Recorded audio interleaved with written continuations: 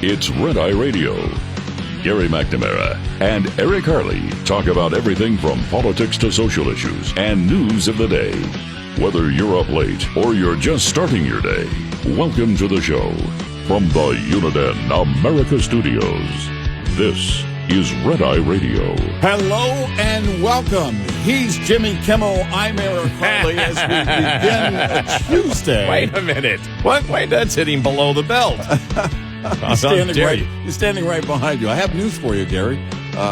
Anyway, welcome to the Tuesday show. Gary, how are you? Wow. How's it going? Are those my pronouns? What? Jim James? Jimmy and Jim. Yeah. When I was a kid, I hated my name Gary. Did you? Yeah, I think it was, because all the kids would go, Gary. Remember the weird ad? Was it Will Ferrell that did it? Oh yeah, Gary. The way he said it. Yeah, we played it on the air. Right? Yeah, we played it on the air. It was.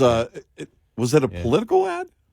I can't remember. I think it was. It was sort of political, yeah. and I think it was just about voting, getting out there and voting, or something. Yeah, It wasn't funny, and not just because I used my name. It was only. I think it was only funny to us because the way he said it. It was like, okay, somebody paid him to do that only for me and you. Only for us to listen to. Yeah, it was funny for us. It just sounded, crazy. But I just went, wasn't that a Biden ad?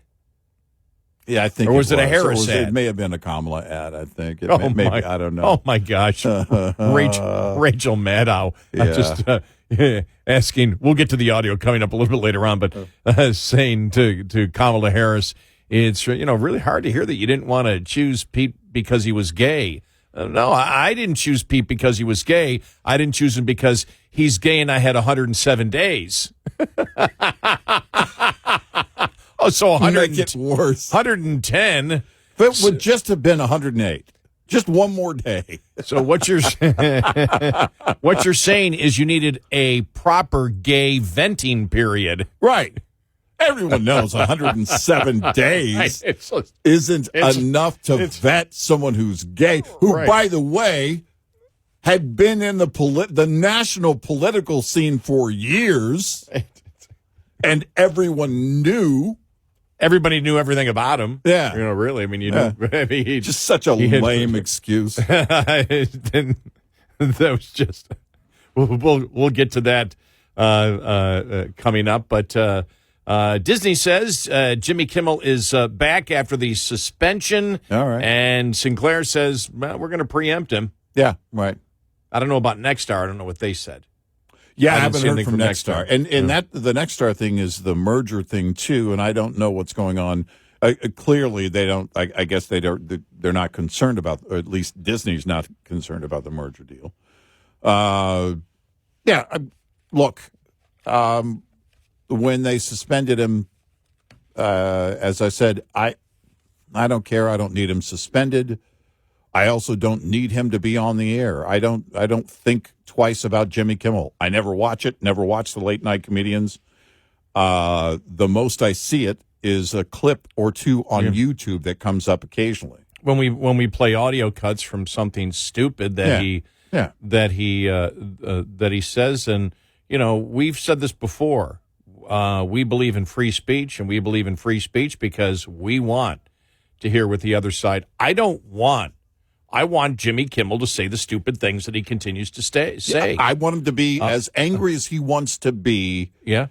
As long as he's not hurting anybody and he's just, crying. He cries a lot. As long as he's just, whining and being a little baby, let him do that. Let him have his little fit.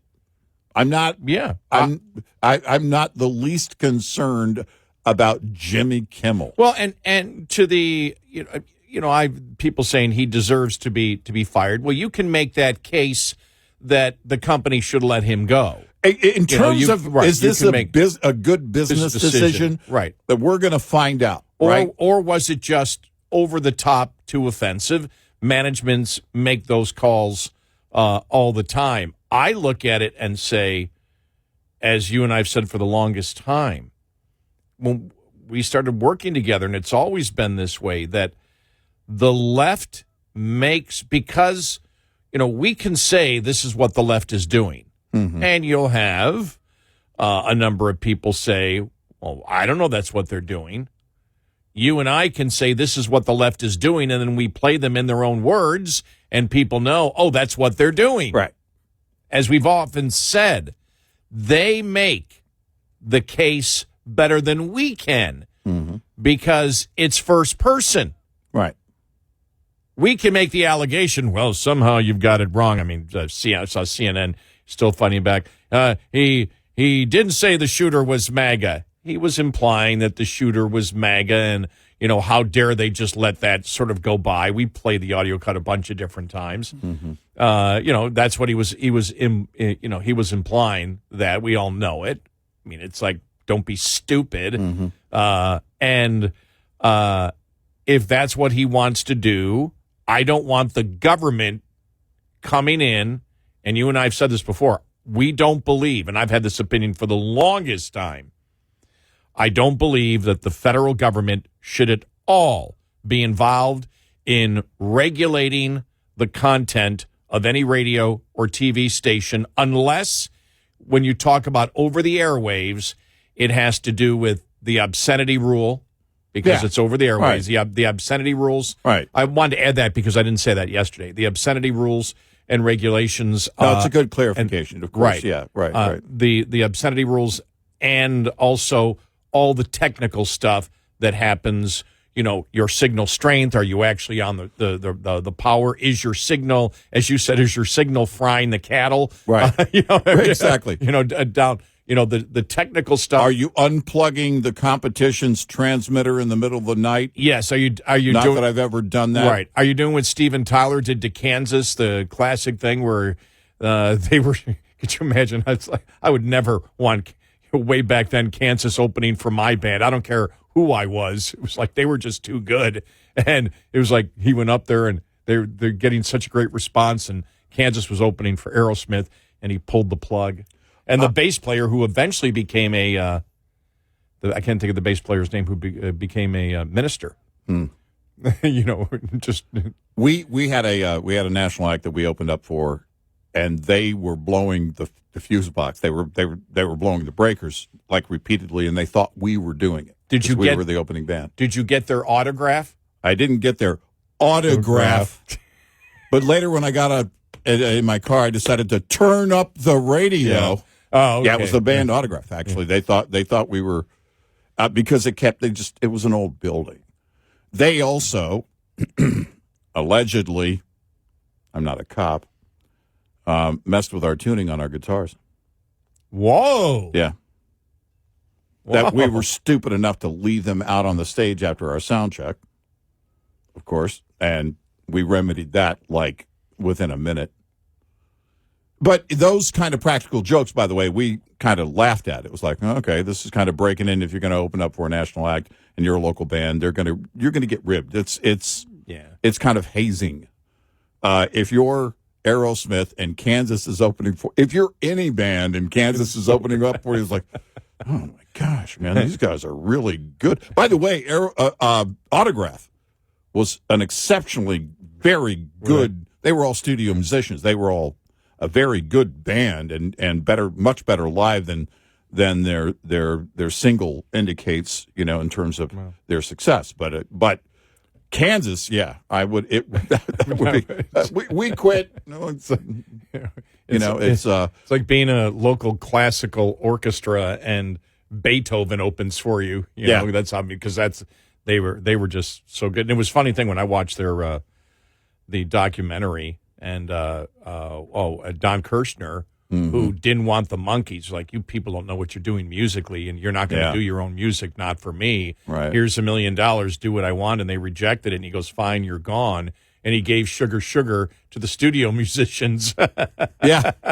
And the Archies, and made a huge amount of money, but he never told Kansas what to do. He let them alone. He just said, You got to come up with something that's some kind of a hit. He goes, but he never yelled at him, never did anything. Right. He recognized, the musicians. But getting back to freedom of speech, well, that's freedom of music, freedom of speech, right? Yeah. Well, I'm actually in a way happy because Disney's making it clear that this was their decision. Yep. Not the pressure from the president right. or the administration. Right. And we said this before with what Pam Bondi said last week, and we suggested gently to the administration that they back off of, the Pam Bondi and I can't think of his name, I got mind blank here, the FCC Commissioner Carr. That they back off this, and they back off this entire thing too. That because we had brought this up last week. Their reasoning is, well, you serve in the public interest, blah blah blah, and everything else. I was a radio station manager for years. I don't even know what the public interest meant, but the public interest, right? The public interest should not be. If they believe that the public interest should be whatever administration is in power gets to punish you in some way because they don't like what you say, or that everything must be the truth. Mm-hmm. Well, then you're going to have a lot of radio and TV stations closed down in America. Yep. And so no, I don't want that. I don't think that the FCC should be involved at all, except for obscenity. And again, the technical things, the technical electrical things for radio and TV stations, I don't think they should be involved in that at all. I do not. The last thing that I ever want to do is to shut up the left. I do not want to censor them ever. Well, and here's the thing. We're, as a nation, as a society, we're really kind of getting tired of, and clearly their audience is shrinking, of a lot of the liberal activist media. Mm-hmm. Late night TV is aging out. It's not, it's not what it was back in the Jack Parr, Johnny Carson days. It just isn't. It's not the same thing. It's, if we had 100 other things to watch and cell phones to pay attention to back then, I have no idea the success of a Johnny Carson. I think he'd probably still be very popular, but who knows? But I don't, which makes me in fact support what we believe even more, and that is, again, let them speak, because they're kind of eroding away naturally. I don't want that either, but that's natural. Well, that's gonna happen. That'll be the marketplace. That's us deciding, not the government deciding. That's us deciding what we want to watch, what we don't want to watch, what we want on TV or the broadcast airwaves or not. And so it's kind of eroding, and they're having to more and more go in their basement, and or their mom's basement, and they're doing their little podcasts. And we have to look for their audio a lot harder to play on this show. This is all about us. We want them. This is all market force driven. We want it readily available and not have to search for it. Right, but remember, the more free they live in their own bubble. It's sort of like Gavin Newsom. They live in their own bubble. Yep. I saw somebody on Facebook post, well, we're watching the memorial and everything else. I don't recognize that America. What have we become? A huge megachurch? When did this happen? When did the rural... And then they started having this debate that the megachurches are all in rural areas and not in urban settings. And I'm like, what the hell are you talking about? Right. I mean, that's completely and totally false. Right. I grew up in Buffalo. Mm-hmm. The Catholic Church is huge. Yeah. Down here in Texas, the Catholic Church is not huge. Mm-hmm. Protestant churches, Protestant Christian non-denominational churches are huge. Mm-hmm. We have mega churches here. The mega churches are located in the massive suburbs. Mm-hmm. There's huge population centers. And it's like, what's an urban area when you're talking Dallas? Yeah, right. 90% of the Metroplex. Oklahoma. Oklahoma. And suburbs. Amarillo. Yeah, exactly. Waco. Yeah. Waco. And so it's and when I came down here, I'm like, oh, this is everywhere I've gone, there's been unique things, but that's America. Yeah. To sit there and say that mega churches, well, I don't recognize the country. Well, you're an idiot then. Then you haven't been anywhere. You claim I've been all around the world, and I come back here and I see this. When did we become a nation of mega churches? That's only in rural areas. And I'm thinking, you might have done some international travel. You better get around the United States a little bit. Well, that's it. You live inside a bubble. That's what you're going to expose yourself to. You're going to walk away going, when did this happen? But I think so much of these talk shows, they live in a bubble. Yeah, they do. They really don't. They do. And if anybody objects, you're not part of their bubble, which is growing smaller and smaller and smaller and smaller. Yeah. But they just think, okay, it's just a couple of hicks in the rural areas doing this. Right. And a bunch of hicks from rural areas showed up for the Charlie Kirk thing to make it like a mega church. Yeah. It's just, yeah. I don't even know how to respond to that. Well, I actually do know how to respond to everything, but it's like, for a moment, I was like, I don't know how to respond to this because it's based on complete and total ignorance. Right. We got a great show ahead. 866-90-RED-EYE. This report is brought to you by Shell Rotella. With advanced synthetic technology, is designed to help keep your rig running with more mileage and less maintenance. Did you know that up to half of all major engine failures are due to poor cooling system maintenance? That's a lot of downtime and can cost drivers big. You expect a lot from your engine, which is why the cooling system must be a part of your maintenance routine. Here's a tip to keep your cooling system in shape and your engine running smooth. Make sure the system is properly filled with coolant at every PM interval and during pre- and post-trip inspections. Underfilling the cooling system can cause corrosion and your engine to overheat. Coolant is also used to keep DEF tanks thawed in the winter. If you notice unusually low coolant levels, be sure to have your cooling system inspected by a professional technician. Coming up, more with Gary McNamara and Eric Harley. It's Red Eye Radio.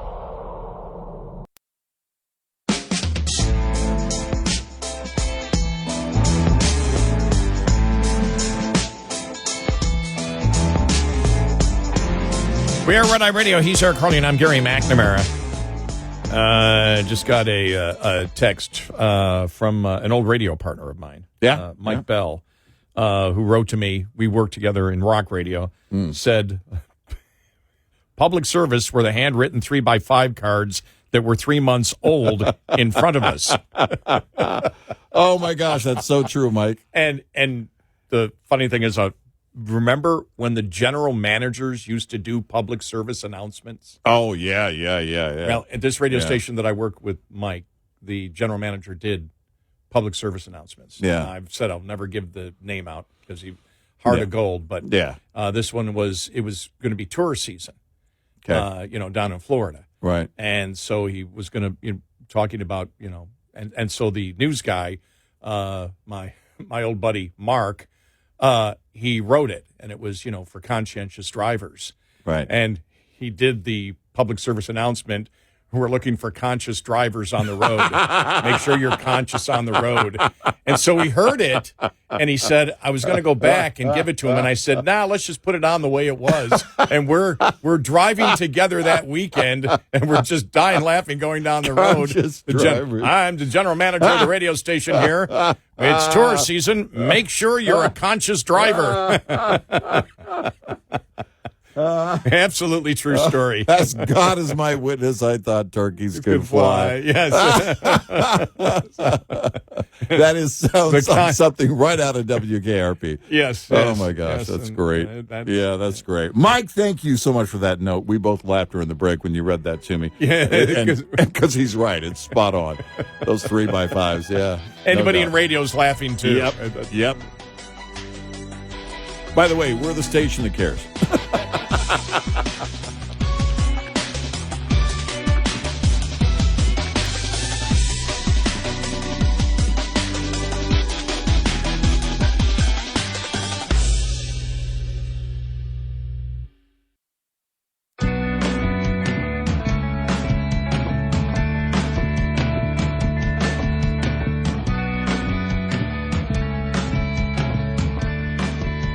You're listening to Red Eye Radio from the Uniden America Studios.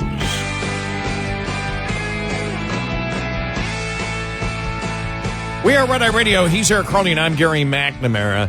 And I did get some, when I said that the other day, when the whole thing about what's in the public interest when radio stations, how does the FCC judge public interest for radio stations and TV stations?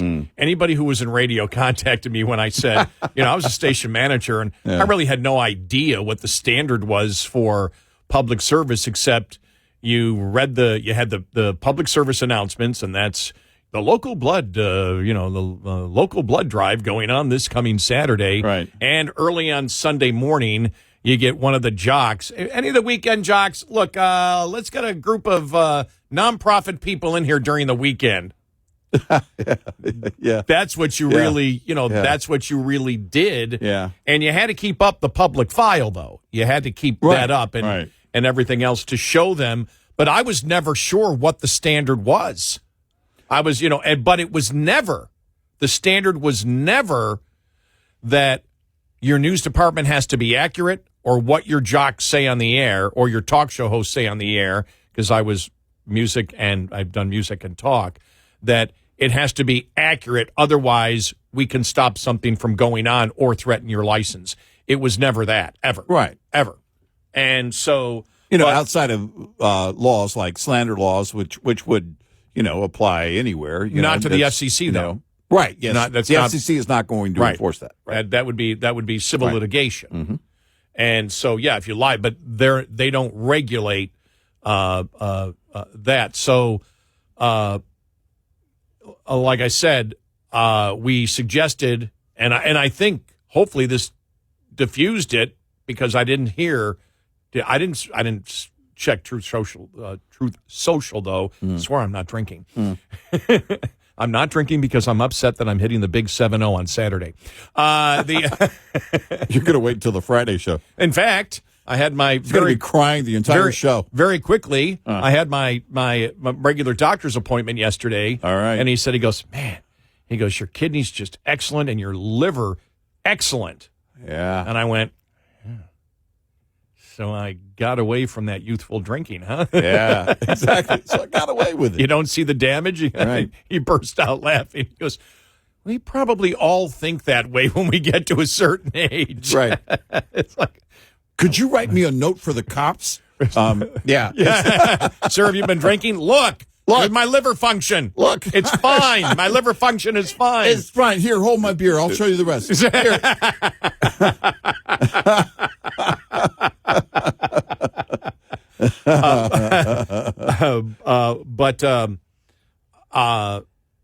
So when it came, to that, but I don't want, and that's why we suggested to the administration just start backing off of this, because the Pam Bondi thing was universally rejected. Yeah. By conservatives, by MAGA conservatives, by MAGA populists. Mm-hmm. When that came out, I didn't see anything. And by the MAGA light. By MAGA light. By the might be MAGA in the future. It was universally rejected. And you knew the more of the evidence it was, you need to back off this, was when Ted Cruz came out.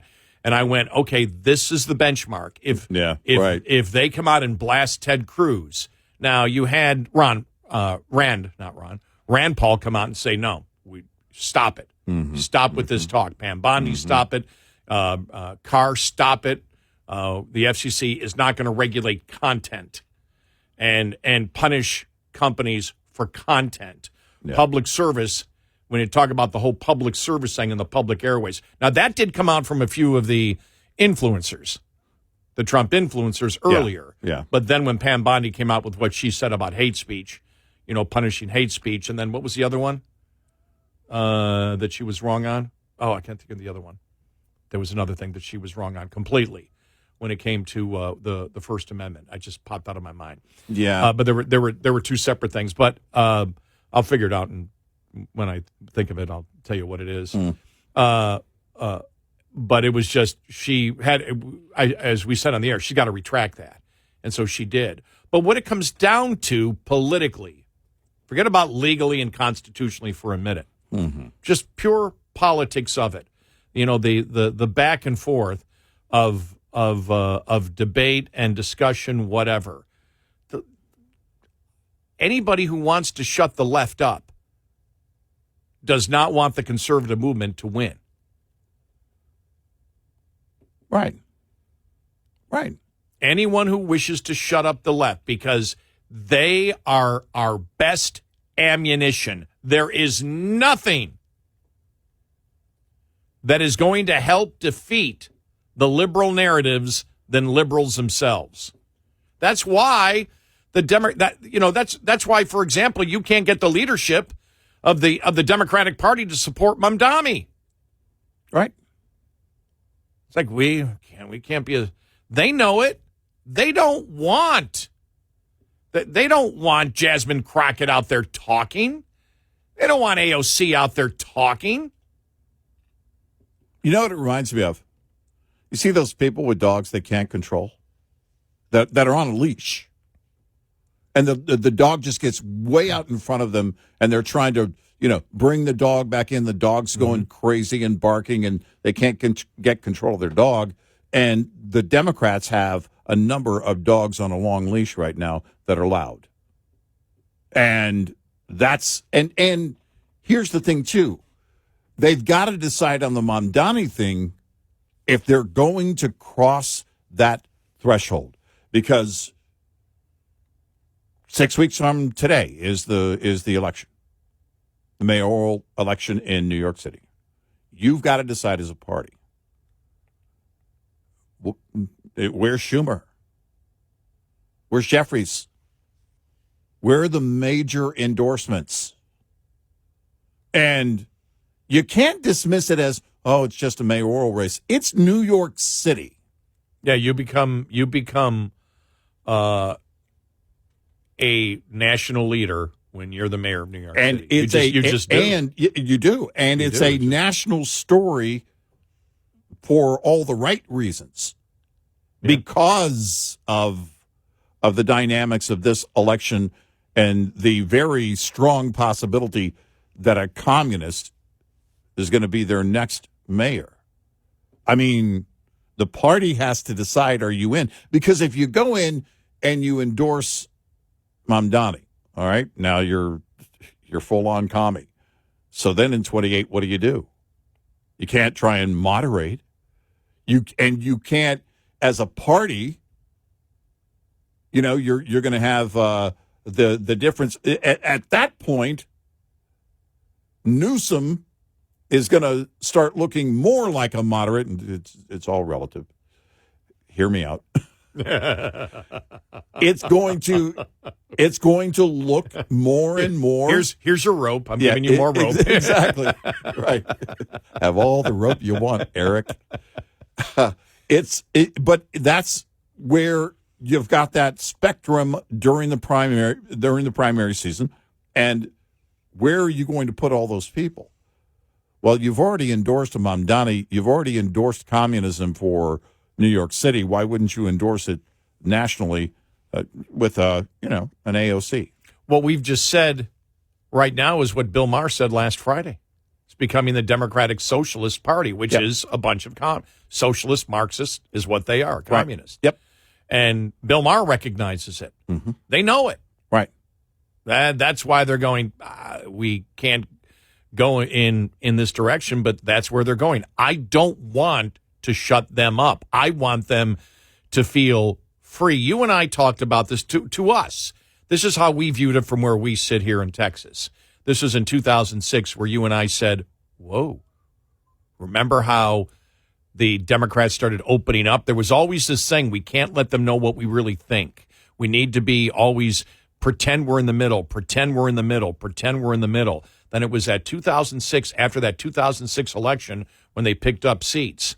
And they started just talking, and I looked at you, I said, Eric, they don't talk like this normally. They're actually telling people what they really think. And since that point, they've gotten, as I've said earlier in the show, just to get back to this, they sit in their own bubble.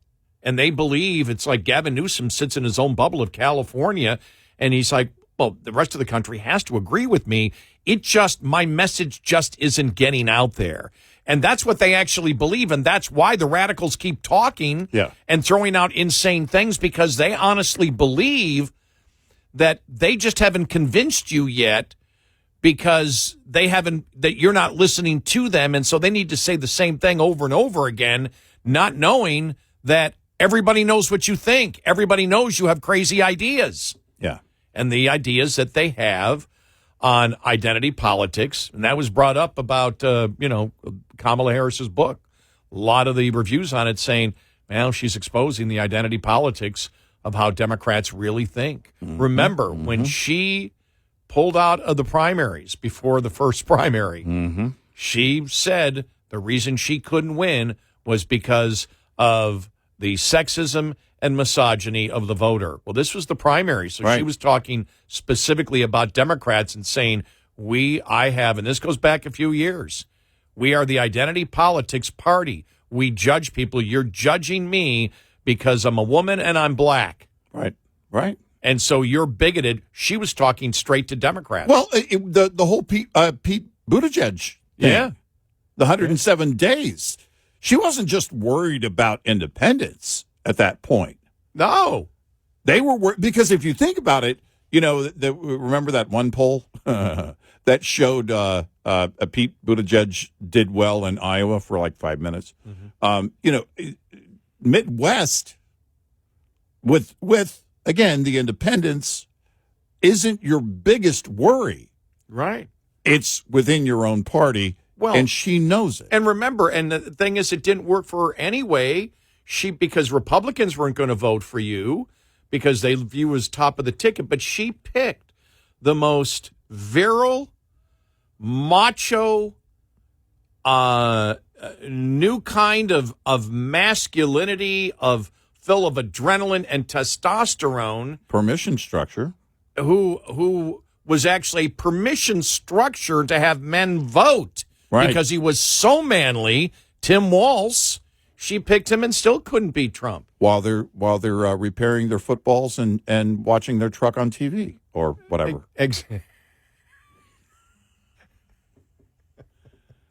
What Lace up that football, will you? Yeah, exactly. Change the oil on the football. Nice monster truck show on TV. Yeah. How many miles on that football? It looks like an old football. Hey, it's the ideas. It's where you stand, and the criticism of Buttigieg, even when he was running, was you're not experienced enough. You're clueless. You don't know what the hell's going on. Right. You come out here and take your tie off and roll up your sleeves. That doesn't mean anything. Yeah. Sorry, it doesn't. Beto can do that.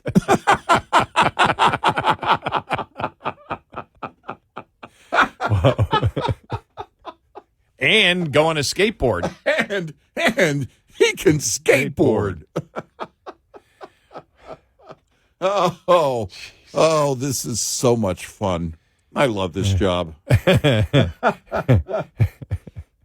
And why? Because the left feels like they're completely free and can express their ideas because they believe everyone has to think the same way that they do. And we've got a great chance to convince them. We just haven't told them. They just don't realize. Right. We've got to repeat it again another 1,000 times that a man can be a woman if the man says so. Right. How can you be that stupid not to understand this? Right. Isn't this clear? Don't you know that all white people are culturally racist to the point where it might as well be genetic? Let them talk. Don't shut them up. Don't shut them down. Let them talk. 866-90-RED-EYE. Lines open for your calls. 866-90-RED-EYE on Red Eye Radio.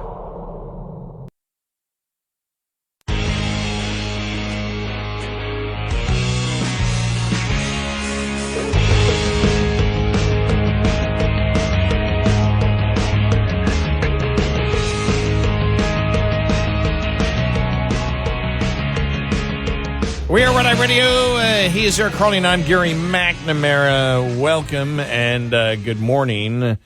Tylenol and autism. We'll get to that coming up here in just a little bit. plus more on the whole Jimmy Kimmel thing. It's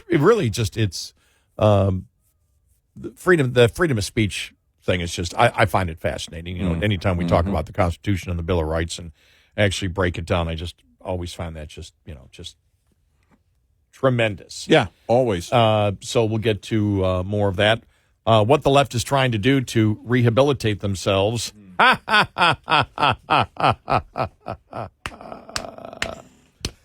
Yeah. And Harris and her book. She's now doing interviews. Yeah, she is. Gosh. Which means, as we mentioned last week, somebody's actually having to read the book, at least parts of it.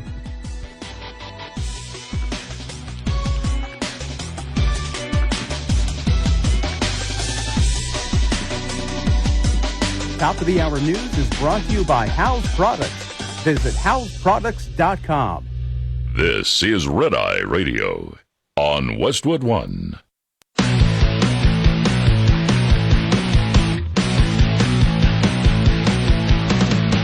Now, it's Red Eye Radio.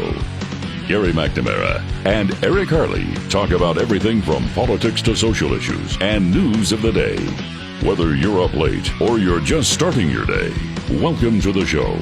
From the Uniden America Studios, this is Red Eye Radio. All across America, we are Red Eye Radio. He is Eric Harley, and I'm Gary McNamara. Welcome. Thank you for being here this morning. Thank you. By the way, Sinclair will preempt Jimmy Kimmel's show despite Disney ending the suspension. They put out a statement beginning Tuesday night. Sinclair will be preempting Jimmy Kimmel Live across our ABC affiliate stations and replacing it with news programming. Discussions with ABC are ongoing as we evaluate the show's potential return. Sinclair, which operates 30 ABC affiliates, previously joined Nexstar, another owner of ABC affiliates, in preempting Kimmel's show last week after he made the comments regarding Charlie Kirk. Mr. Kimmel's remarks were inappropriate and deeply insensitive at a critical moment in our country, said the senior vice chairman of Sinclair. At the time, Sinclair said it would not lift its suspension until after discussions with ABC. Sinclair also calls on Mr. Kimmel to issue a direct apology to the Kirk family. Furthermore, we ask that Mr. Kimmel to make a meaningful personal donation to the Kirk family and Turning Point USA, regardless of ABC's plans for the future of the program. Sinclair intends not to return Jimmy Kimmel Live to our air until we are confident that the appropriate steps have been taken to uphold the standards expected of a national broadcast platform. I haven't heard anything about Nexstar, though, on that one at all. And so, when we talk about, look, one of the things is when you look at it, and there was a lot of talk about this yesterday. Kevin O'Leary was talking about it. In fact, let me play this from Kevin O'Leary. All right. On CNN yesterday about Kimmel. Here we go. I go back to an interview with Johnny Carson, I think it was in the early 80s, when he said, I don't get into politics because why would I want to piss off 50% of my audience? And I think all comedians should think about that. They're entertainers, and they want to entertain people who had a long day. They want to be lifted up, hear something funny. They don't want to be dragged down in the toilet of politics. Michael Jordan said, I want to sell sneakers to Republicans too. I mean, what is this stuff? Entertainers entertain. Why get into this whole thing of partisan politics? I think that's the lesson of this Kimmel thing. I think he'll do very well tomorrow night. Long term, ratings will matter for him, like everybody else. But the lesson to everybody is, if you're an entertainer, a musician, entertain. Especially when you're in an entertainment content provider. Yeah. And right. that's what the networks are. Look, there's niche programming. Conservative talk radio is niche program. Anything on radio really is when you think about it. Yeah. There's a country format. There's country format, classical format, classic rock format, classic hits format. soft rock, rap, you name it. But that business model is based on that. Conservative talk radio is one of those. I remember when modern talk radio started in '89, and I don't know, were you alive then? And when it but I didn't didn't do much. When it started, I've been in radio 5 years, I guess. When it started, people thought, okay, it's talk radio. Have a conservative show, then a liberal show, then a conservative show, then a liberal show. Mm-hmm. Well, it didn't work out. People were looking for a format. Yeah. Because that's what they're used to in radio. Right. And in radio, you turn a station and you expect certain programming on that. That's what's expected. Mm-hmm. And so that's when it started. Then stations became conservative. Then they became liberal. If the FCC came in and said, and this is why we said, look, back off this, Trump administration, because the whole point then is, well, you're not serving the public interest if you're a conservative station, which gets you right back to the fairness doctrine, which destroyed talk radio. Right. Nobody wanted to do opinionated talk radio because if we have to give every other point of view on the air and equal time, that's impossible. You can't do it because there's not just two opinions. Right.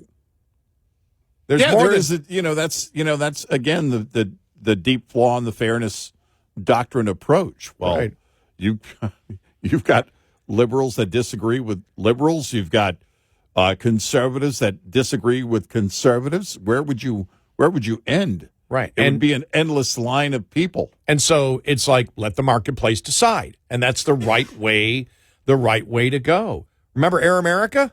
Mm-hmm. Oh, you and I were devastated when they went off the air, when they couldn't make it, when they couldn't get an audience. We were using their audio cuts constantly. Yeah.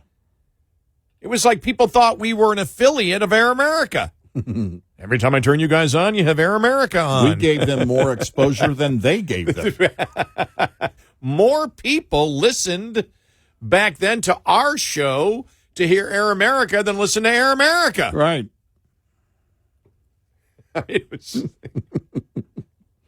Because they were, I remember when Janine Garofalo was on there. Oh, yeah. Oh, my gosh. Yeah. Oh, what a nut. Yeah. What is she just, whatever happened to her? She doesn't.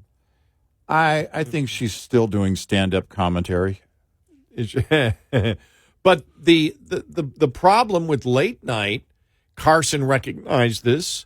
Jay Leno recognized it. And by the way, if you go back, you had Johnny Carson did political jokes, but they were never mean. And they were obvious. They were obvious things that would happen. And then he would hit the Democrats on something else. It was a very populist approach. Yes. Yeah. But when you have, I mean, it's funny because when people ask me, I still get it, today, if they don't know the show, what do you do in the show? And I go, well, everything, but of course, politics.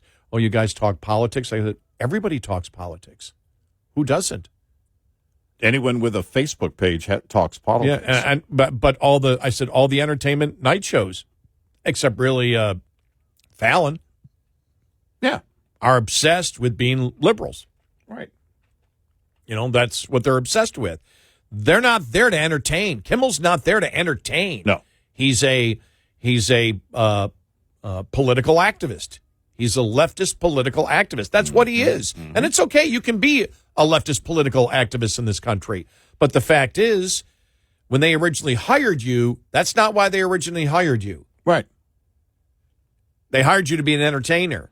And when you're an entertainer on a mass network that does not, that is general entertainment, and if you look, their primetime programming, most of their programming, general entertainment, right? Mm-hmm. And all of a sudden, at the end of the night, which used to be absolutely massive entertainment focused, all of a sudden you go on there and it's a political activist, you're going to lose you've already given up 50% of your audience. Right. And that's the problem there. It doesn't fit the format of the actual content provider. That's the marketplace problem. Yes. It's out of place. Right. It's not what people are there for. Right. Now, Gutfeld's on the Fox News network. He's where he should be doing what he should be doing. Right. And so both on the 5 and on his show. Right. And so but it's a political network. Yep. And he's doing political jokes and commentary, and it fits. Yeah, and it's quite entertaining too. Yep. That's the problem when we become more entertaining than a Jimmy Kimmel whose only job is to entertain. By the way, it sort of is everybody's job to entertain in a way. The best teachers I ever had were great entertainers. Mm-hmm. So you want to have, fun. And we've talked about this before. We want to have fun on the show. At times, do I say to myself, I just want to go on and scream for the entire show. But I wouldn't want to hear that. And I'd be doing the screaming, and I don't want to hear that in my headphones. And so, but their only job was to entertain. Now, him coming back on, does this mean that Disney has accepted that political activism is a way that they wish to go on late night? They made a decision. I don't see Jimmy Kimmel changing what he's going to do. No. So they're going to, keep that going. No surprise from Disney. None. And, even back when Bill Maher was on ABC when he was doing Politically Incorrect. Well, from the title of the show, you knew what that was.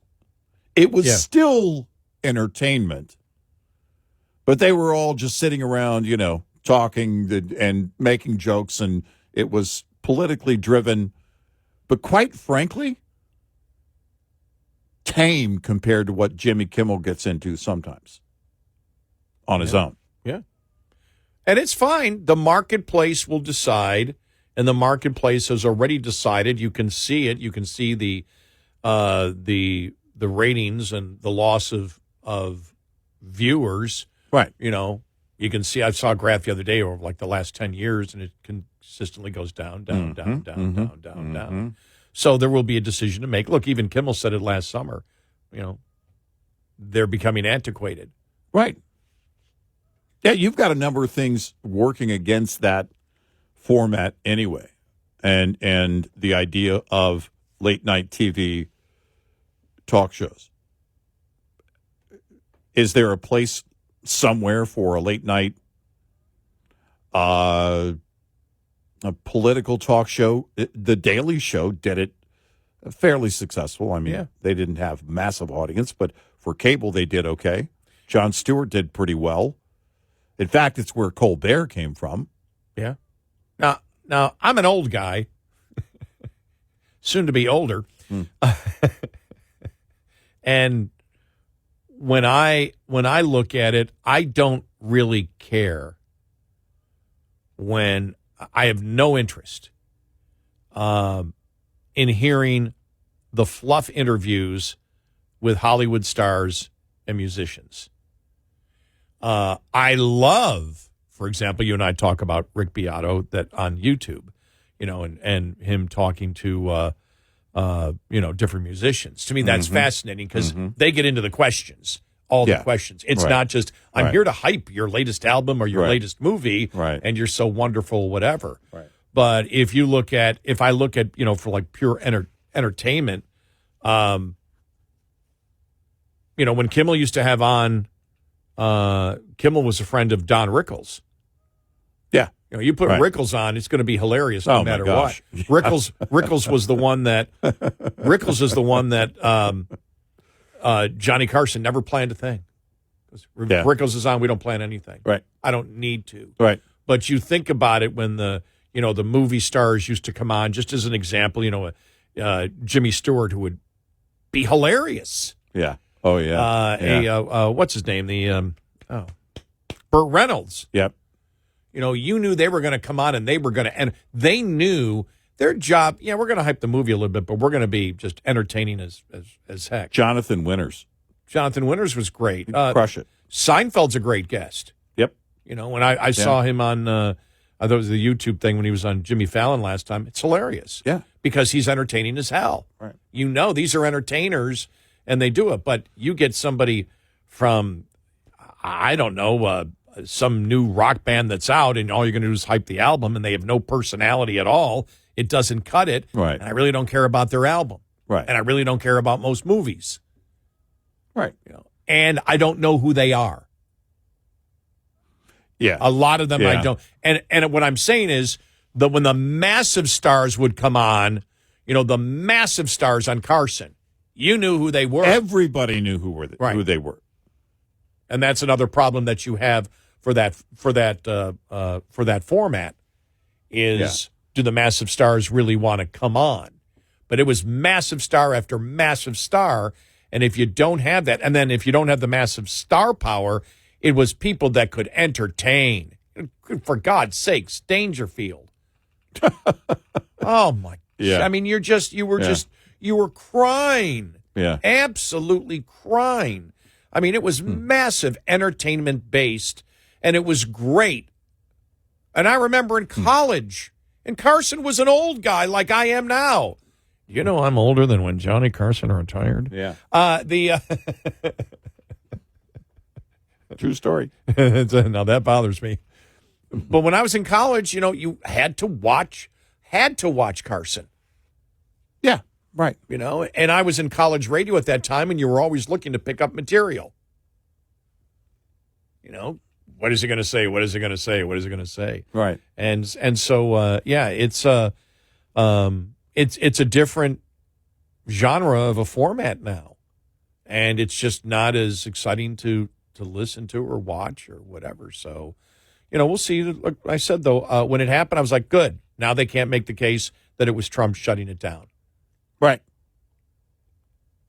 Let the marketplace work. But, man, I want the left. I don't want the left to feel like that they can't tell us what they truly believe. I want them to be absolutely honest with me. Again, we like playing the audio. We love playing them in their own words. And everybody should hear them and how they think. 866-90-RED-EYE. Brought to you by FPPF, Fuel Power Max. Managing time is key. Successful owner-operators know that simply running hard is not enough. If it were that easy, anyone could do the job and expect the profits to roll in. It generally pays to slow down. There is a trade-off in higher costs, not to mention the increased risk for driving fast. If driving slower takes time away from you, you could find some of the ways to get it back. Never take time off during the last 2 weeks of the quarter or the last week of the month, when freight typically is abundant. Sometimes it works to your advantage to look for loads that take you through home rather than to home.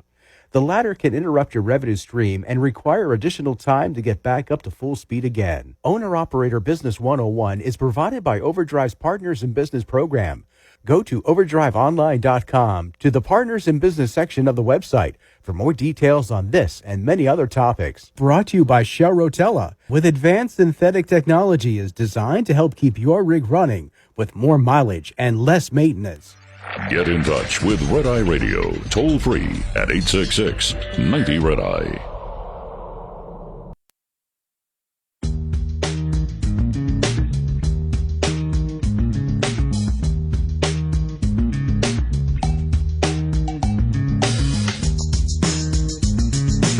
We are Red Eye Radio. He's Eric Harley, and I'm Gary McNamara. I want to play this here from Bill Maher, who had Rob Reiner on. Bill Maher telling him that you have to be willing to talk to the right. Mm-hmm. All right, here we go. Tell me if this sounds familiar. This would make some sense for the Democrats if they had any power. But the idea of we don't talk to you when we don't even have the power? Of course you have to talk to people. I mean, there was an article somebody wrote. He was... But here's the thing. You're right. But here's the thing. Let's say we're going to have that argument. You're going to try to talk to somebody and you have a point of view. The other person has a point of view. Before you have the exchange, you have to agree on certain facts. No, you don't. You can't. Once you start down that road. Well, no. It's like these are, you just I'm have not to saying- talk to people. No, you talk to people. But if somebody says 2 + 2 is 4 and the other guy says, no, it's not, how do you begin the discussion? Because Rob, that's a slippery slope. I agree. There are certain things that we all think. And then there are people, I'm sorry, everybody, I know this from doing this show, for so many people who've sat here and they're like, oh, this is a smart person, this is a rational person, and then there's like one thing, they don't believe we landed on the moon. And you're just like, no, if you start down that road, if I can't talk to you, if you believe this crazy thing, because maybe... Okay. Okay, we'll get to analyze that next. Yeah.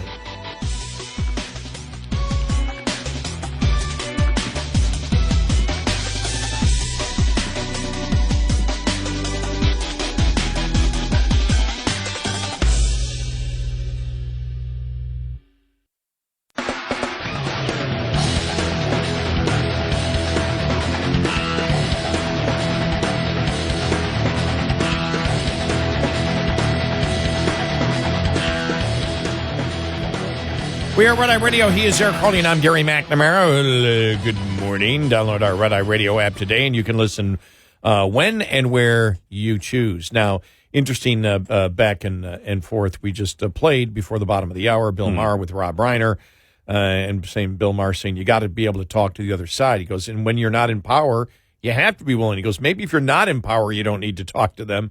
So, but when you're not in power, you have to. And then his point was, yeah, but you can only debate the truth. Well, and you and I have talked about this. We have talked about the fact that what has changed is you do not as much at all as when we first got into talk radio. And I know when I was back in '89, got into talk radio, you would discuss the issues because you could agree on the facts. Now we become fact checkers. You still debate, but so much of the debate is on whether something is true or not. And, and when you look at the left, like I said, we give out great examples. A man can be a woman because a man says so. How do you argue that? right. You've got science on your side. You got everything on your side. They go, it doesn't matter. This is what we believe. And so what you have to do is you have to discredit them for not telling the truth on a particular issue. And that's what we do. And we give the perfect example, Charlottesville, that still a significant portion of Democrats believe that President Trump said something that he never said. Right. You repeat it enough and people believe it. But then when they find out, we'll use the actor Michael Rappaport, that's what changed him. When someone told him, go and look and see if he said that. Right. And he did and found out, oh, my God, they've been telling me this for years. And this never happened. Right. And they're calling him Hitler because of it, and it never happened. Yep. He never said it. Yep. And what they did was they took it out of context when he was talking about somebody else. He wasn't talking about whatever the Nazis that were there or the white supremacists.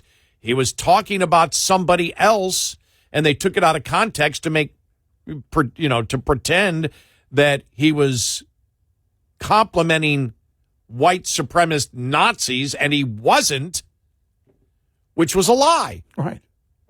Right.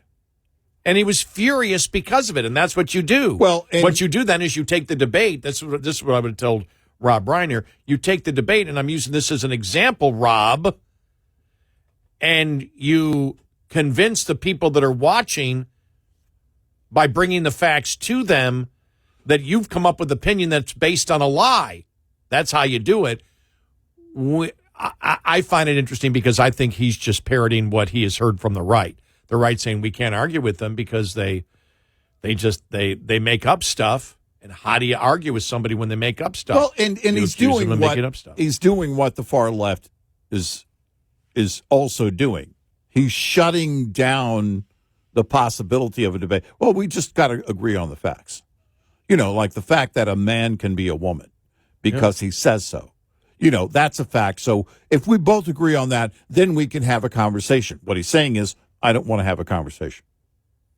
Yeah. And we've heard it before. And we already know that. And what Bill Maher is saying is, well, wait a minute. No, for me, here's what I would say is, no. That's the reason. He does this, 2 plus 2 is 5.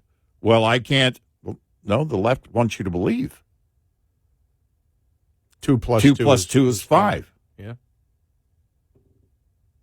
Yeah. Those types of things, they always go for the low-hanging fruit in conversations like that. Let's go for what is actually on the table right now. What's actually, what is the left actually pushing for? What are they promoting? Well, I don't need to agree with, what are we going to do? Fact check each other and then, I guess we can't have a conversation, or we can have a conversation. What he's saying is, I'll only talk with mostly like-minded people. Well, but you have the conversation by fact-checking each other. Well, that's the whole point of having the conversation. That's the beginning of the debate. And this is the point of why it matters so much right now with the left. Because we've gotten so far away from an actual conversation that now it is about fact-checking. But they can't have the conversation because they can't defend their points. That's why. Right. And again, this is one more example. Well, as long as you agree that a man can be a woman because he says so, then we're fine. We can have that conversation. So what you're saying is, if you agree with me, then we can have the conversation. Exactly. That's all he's saying. But it's such a dumb point, as we've stated before. Now, we have said that the debate has changed from debating the issues to debating, what we're debating, whether it's true or not. Right. But that's okay. That's debating. If you can make the case that 2 plus 2 is not 5, then it blows your entire argument across the board, and the other side wins. So it's a dumb argument to begin with. Right. Because it's like, well, no, everything's on the table then to debate, including the truth. And I can destroy your argument of what you're making because I can make the case that your argument is not based on the truth. And if you're lying about something in order to make your argument, I win twice. Yeah. You're wrong on the argument, and you're wrong, and you're wrong, and that's why you're lying about it or making stuff up. Right. Come on, meathead, you're not arguing with Archie. Well, again, it's this dismissal of the truth. As long as we can set the truth aside, we can have a conversation. While trying to make it look like, oh, no, we want to find the truth. Well, the left doesn't care about the truth. It's the whole point. You need to just have, as Bill Maher said, just have the conversation.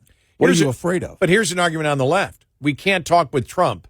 We cannot debate Trump and we can't debate with those people because they're Nazis and fascists. Right. So you've set up a lie in order to justify you not having a debate. Yeah. And so if you lose the debate, because you'd lose the debate on the Nazi and the fascism. Right.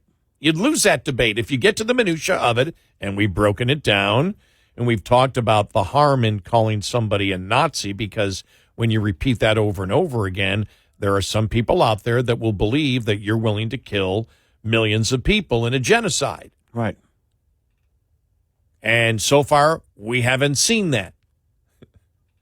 And so you lose that argument, then you lose credibility across the board.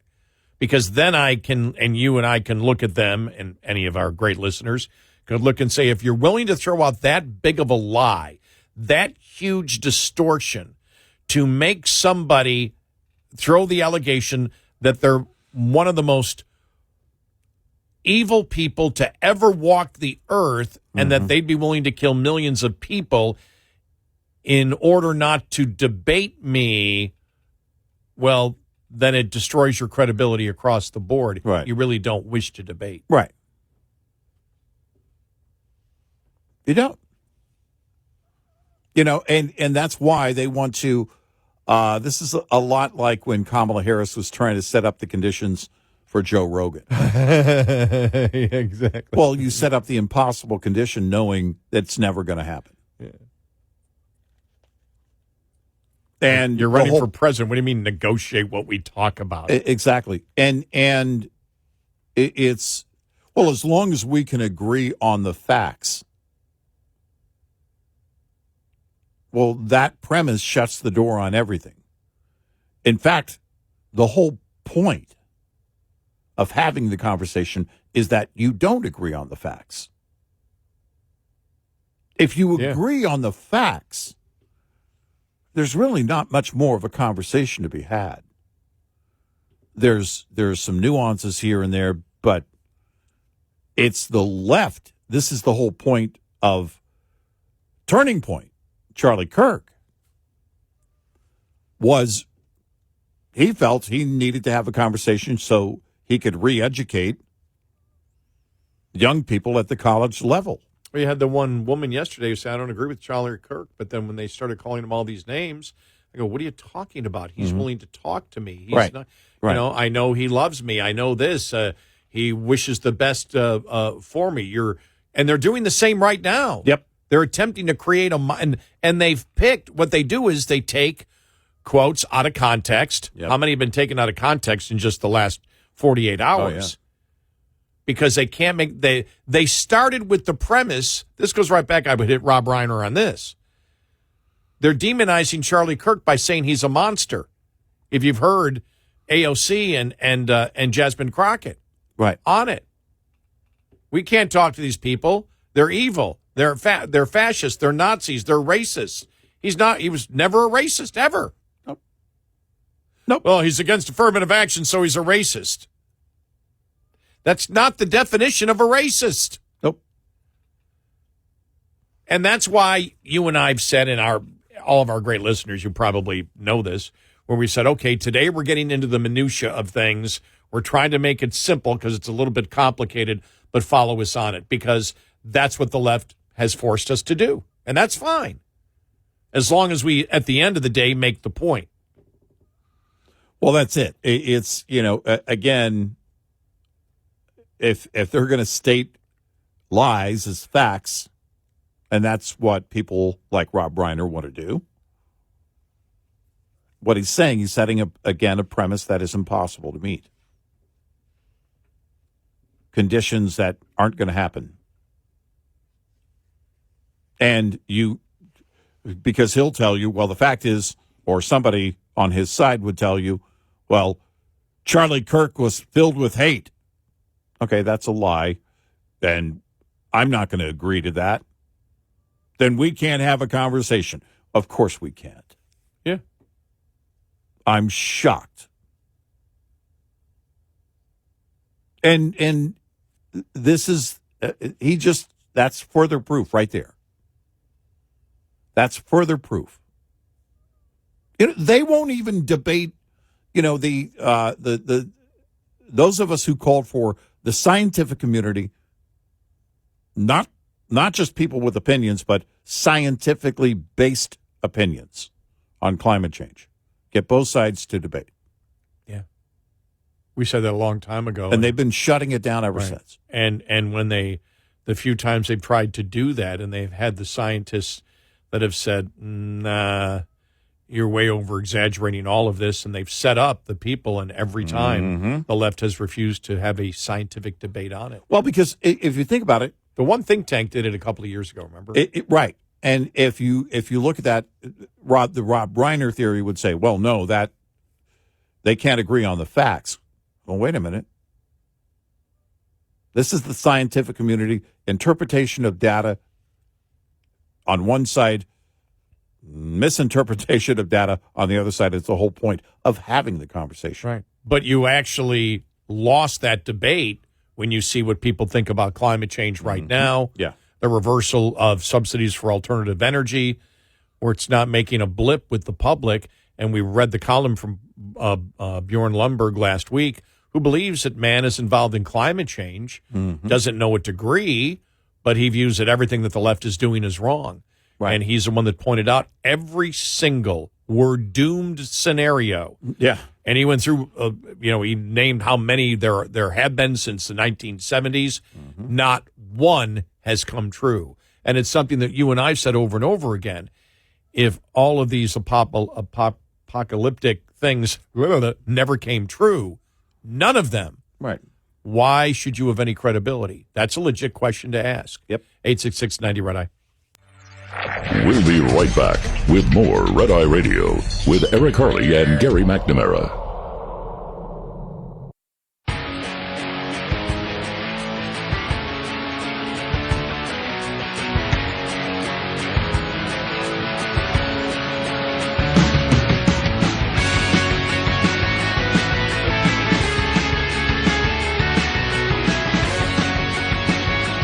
We are Red Eye Radio. He's Eric Harley, and I'm Gary McNamara. Welcome and good morning.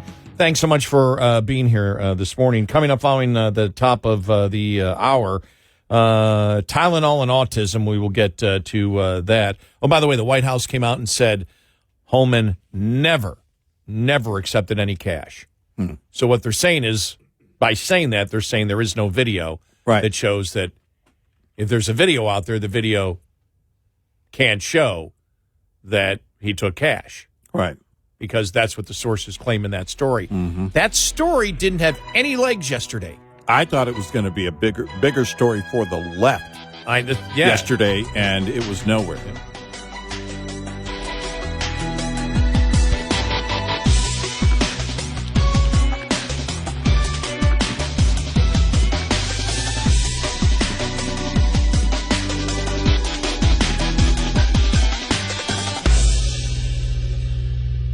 This is Red Eye Radio on Westwood One.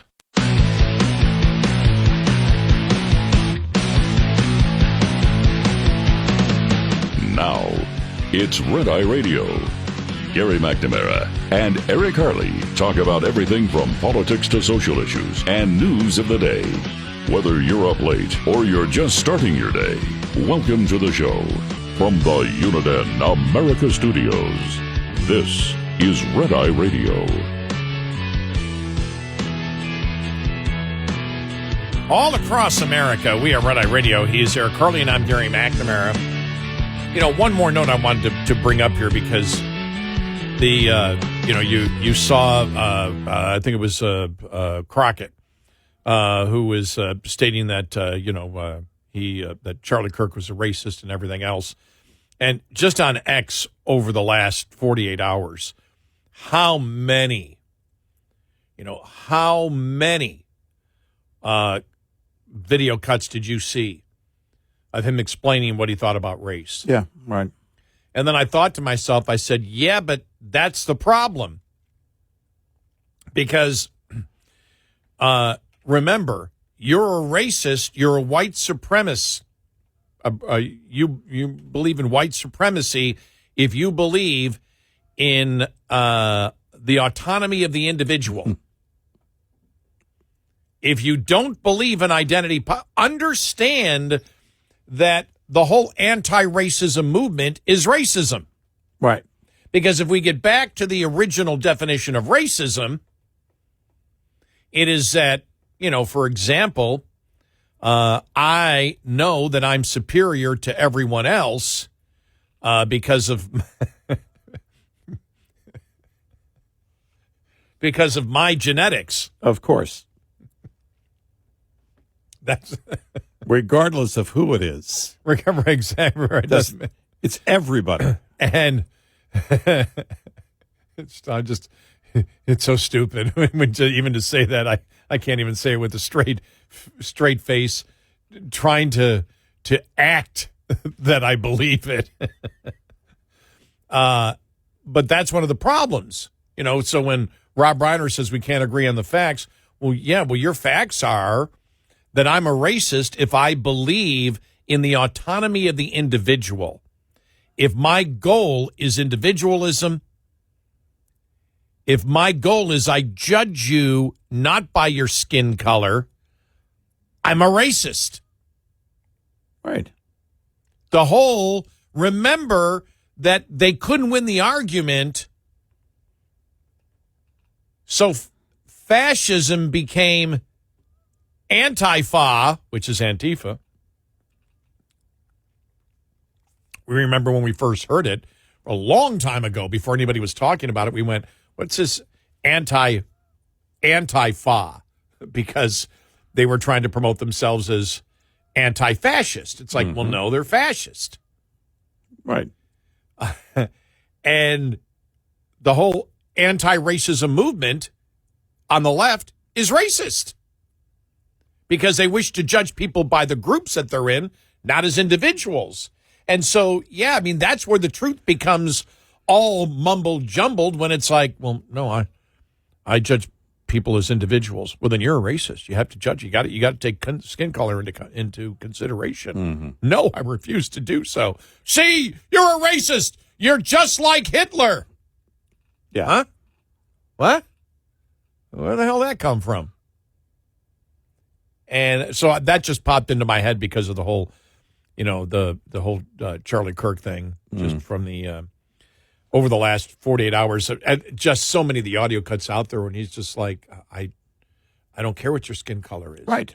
See, you should. No, the whole point is no. The whole goal is to become colorblind, and that's not the goal for the left. No. They need to be obsessed to the nth. Right. With skin color. Because I forgot was Jasmine Crockett or AOC said, well, no, he's a racist because he was against affirmative action. Right. Yeah. It's like, well, no, you're not a racist. Right. If you don't believe in affirmative action. You're a racist if you believe that somebody, because of their skin color, should be advanced alone.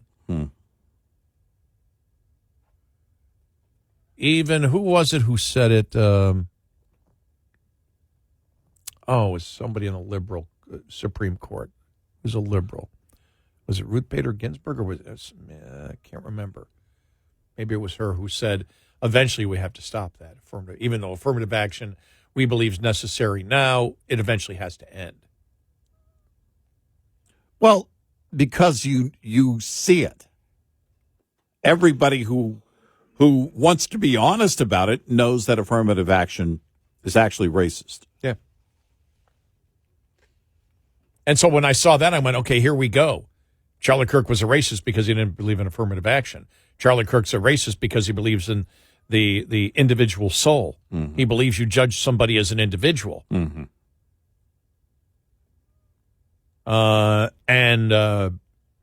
So if you're going to go with that, if racism to you is going to be the opposite of the definition that racism has always been, just like sex, right? Yeah. Everything. Right. It's like, let's just change the definition of all the words. That becomes our truth. We can't talk to you because you don't agree with our truth, and therefore we can't have a conversation. Right. So, and that's it, with the Rob Reiner thing. As long as we can agree on the truth. No. You guys are trying to change the facts. Redefining everything. And that's the whole point of having the conversation. Yep.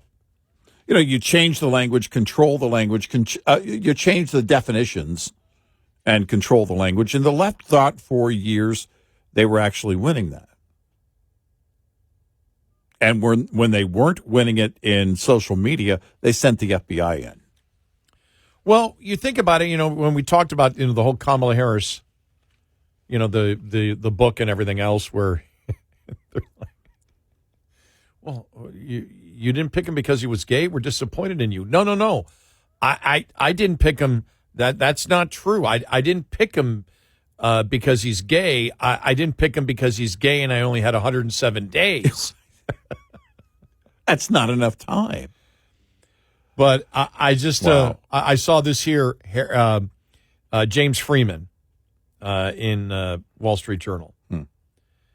Best of the web. Harris still focused on identity politics, but Buttigieg seems ready to move on.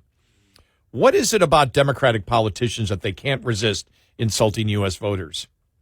Nearly a decade after Hillary Clinton's deplorable smear helped cost her the White House, it's still common for leading leftist politicians to imply casually that the average American is just as obsessed as they are with identity politics. Last week, Jonathan Lemire wrote this in The Atlantic. As Kamala Harris rushed to pick a running mate last year, her first choice was her close friend Pete Buttigieg, but she decided that it would be too big of a risk for a black woman to run with a gay man. Buttigieg would have been an ideal partner if I were a straight white man. Harris writes in the passage of her soon-to-be-released book, 107 Days, that I saw, but we were already asking a lot of America to accept a black woman married to a Jewish man. Part of me wanted to say, screw it, let's just do it. But knowing what was at stake, it was just too big of a risk. Of course, a really heavy lift for the Harris campaign was asking America to accept a candidate who would endorse positions so wacky that not even her media fans could believe they were real, who would cast tie-breaking votes for a spending spree that triggered 40-year high inflation, and who failed to do her duty when the president was suffering from obvious cognitive challenges. Ms. Harris still managed to win the support of nearly half the voters in what appears to be the world's least racist country. Following Mr. Lemire's Atlantic piece, Adam Wren and Lisa Kaczynski reported for Politico. Pete Buttigieg says he believes in giving Americans more credit than assuming they couldn't vote for a black woman and a gay man on the same presidential ticket. As former Vice President Kamala Harris asserts in her new book, the former transportation secretary told Politico Thursday that he was surprised to read a passage from Harris's upcoming book that said Buttigieg was her first choice for the running mate and would have been an ideal partner if I were a straight white man. My experience in politics has been that the way that you earn trust with the voters is based mostly on what they think you're going to do for their lives, not on categories. Buttigieg said minutes before a ribbon-cutting ceremony at Monroe County Democratic Party headquarters. This may represent progress given that a transportation secretary, Mr. Buttigieg, at times seemed focused on alleging racism in highway design. As far as the man who served as president with cognitive challenges, he may still be suffering from his own identity politics obsession. This column noted in May, perhaps already forgetting that he styled himself as a defender of democracy. Mr. Biden is now echoing Hillary Clinton's deplorable line in suggesting that former Vice President Kamala Harris lost in part because of sexism. And they go on and on and on with the identity politics here of it. But as we have stated, you don't have to even go to that statement. Kamala Harris believes that identity politics is how the Democratic Party works. Yep. She believes that the Democratic Party, is sexist and racist. How do we know that? We know that from 2020 when she was the first to drop out and blamed sexism and racism. It was the primary. Only Democrats were involved in it. Yeah, it's only Democrats or people that could only vote in the Democrat primary, because there are states where you can be independent and choose whatever you want. But those would be people who are voting for a Democrat nominee. They're aligned with the Democratic Party. The Pete Buttigieg comment, same thing. Oh, no. I was going to need a lot more time if I was going to pick the guy who was gay. Right, I needed more time. I only had 107 days. 109 would have been perfect. Right. Just 2 more days. That's all I needed. Oh, well. And they don't even realize that, and the media just ignores it. The media knows that. The media knows that Kamala Harris believes Democrats are the racist and sexist party. Yep. She said it. Yeah. You know, now that's the kind of thing that if we get back to Rob Reiner, well, that's not true. That's not true. Here it is. It's a primary. Who could she possibly be talking about? Well, the general election. No, she lost in the primary. She was talking about losing in the primary. I can imagine the conversation going on right now. I can do both sides of it. Well, it's again, it's more evidence that they fully believe identity politics is reality. For them, it's not just a tactic anymore. It's who they've become. This is who they are. Stacey Abrams said years ago, we need to keep it up. Well, now it's part of the DNC. It's not just breaking down demographics. Identity politics is everything to them. And they're not going to sway from that. Yeah. Joe Biden, if you don't vote for me, you're not black. But understand that's the definition. If any Democrat disagrees with me, please contact your local Democrat politician. Yeah. Because like you could contact your local Democrat politician, being Jasmine Crockett, your representative in your district that you live in, where your house is, you know, the place you're going to go to when the show ends in a few hours. Oh, sorry. Did I go too far? I'm an old man. I'm like Uncle Leo. How dare you attack me? I'm an old man. Well, old people need reality, too. That's what I heard. I think I'm older. I think I'm older than when Uncle Leo was on Seinfeld. You shouldn't Google that. You don't want to have that answer. You don't want to know. Just remember the Rockford Files? Yeah. My brother reminded me the other day that I'm older. I can't think of his name at the moment. Rocky. Remember, he was the father in the Rockford Files? Yeah. I just can't think of his name. Famous Western in a ton of different Westerns. That I'm older than when he finished with the Rockford Files. Yeah. Like, shut the hell up. Yeah. I don't need to hear this. Wow. I'm not older than Bernie Sanders. So. Wow. Will I become more socialist the older I get? Well, Is that like... You will certainly want your entitlements, but they are true entitlements. But yeah, so when you look at to get back to the point, okay, racism for Democrats, and this is not an exaggeration at all. Racism, we know it. We went through the whole Black Lives Matter thing. We went through critical race theory. The whole point is the whole anti-racist movement is about you judge people by groups and not individuals. You're a racist if you judge somebody as an individual. They've said that. You're 18 years older than Abe Vigoda was in The Godfather. I hate you. Can't do it, Sally. Not for old time's sake. Not for old time's sake. Can't do it, Sally. 866-90 Red Eye. Coming up, more with Gary McNamara and Eric Harley. It's Red Eye Radio.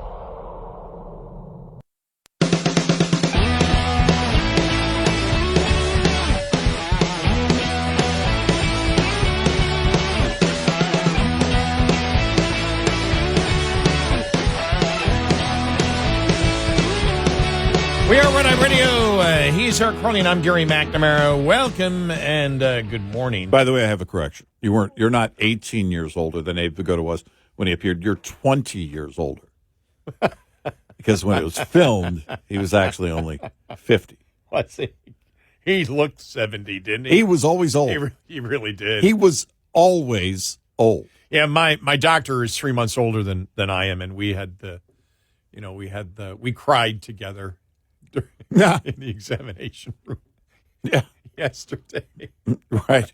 Just over age. Everything's fine, but it's like, can't stop the clock. Actually, it was completely different because he's healthy and I'm healthy, and we seriously talked about how blessed we were. Yeah. Are, not were. Right. I'm here Right. still. And I am. And nobody thinks I'm that age. That's the only thing that matters, right? Sure. I get that from everybody. They're like, no way. Right. I get that from people I've known. I get that all the time from my chosen daughters. Yeah. They Right. tell me all the thing.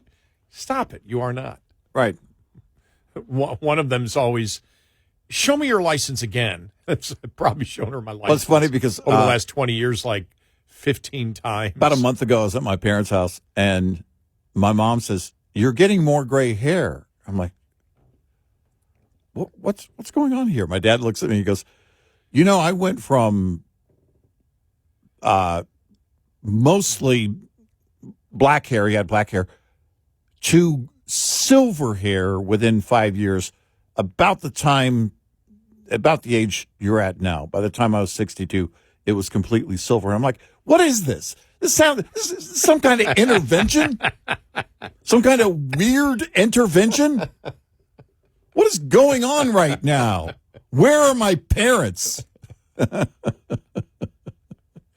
I woke up to come into work. My tendonitis has acted up in my ankle. My back is just destroyed. I actually have a heating pad on my back right now, and I have a stiff neck. Yeah. I mean, so I hurt from head to toe right now. Yeah. I've got pains all over the place. Yeah. But it's better. They tell me it's better than the alternative. Well, they say it is. I'm not sure how they would know, but okay. Maybe I'll take a bunch of Tylenols. No, you won't. No, don't do that. We'll hit that next.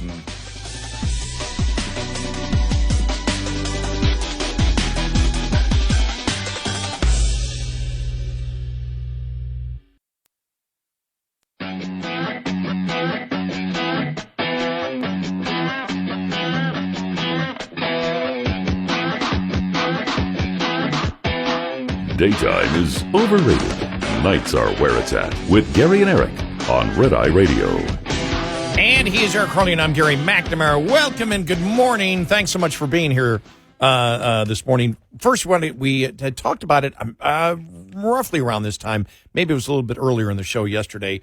The Tom Homen allegation that had come out from a source story. MSNBC had it first.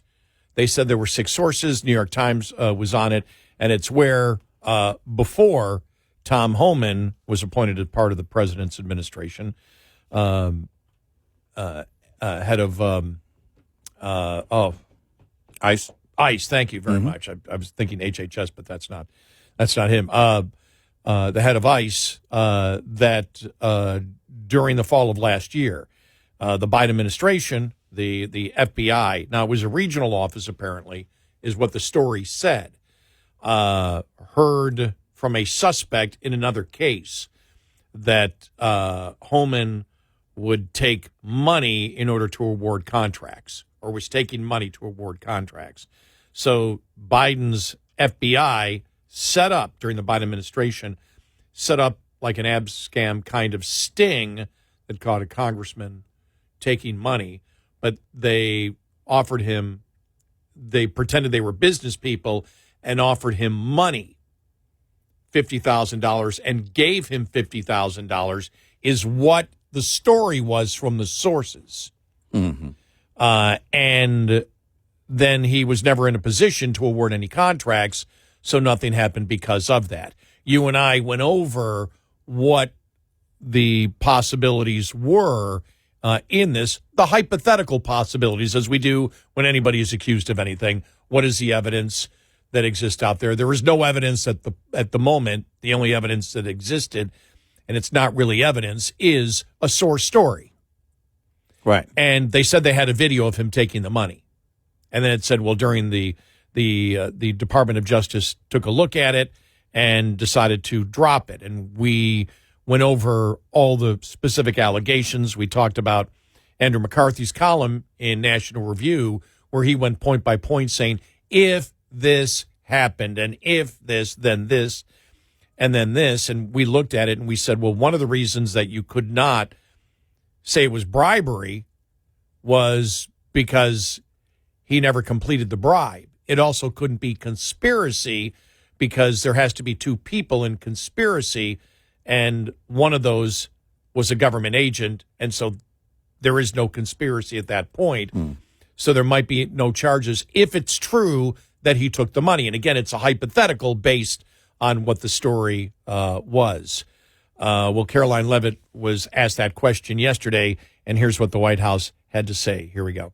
I mean, can you just speak to, did the president ask the Justice Department to close the case, and does Holman have to return the $50,000? Well, Mr. Homen never took the $50,000 that you're referring to, so you should get your facts straight, number one.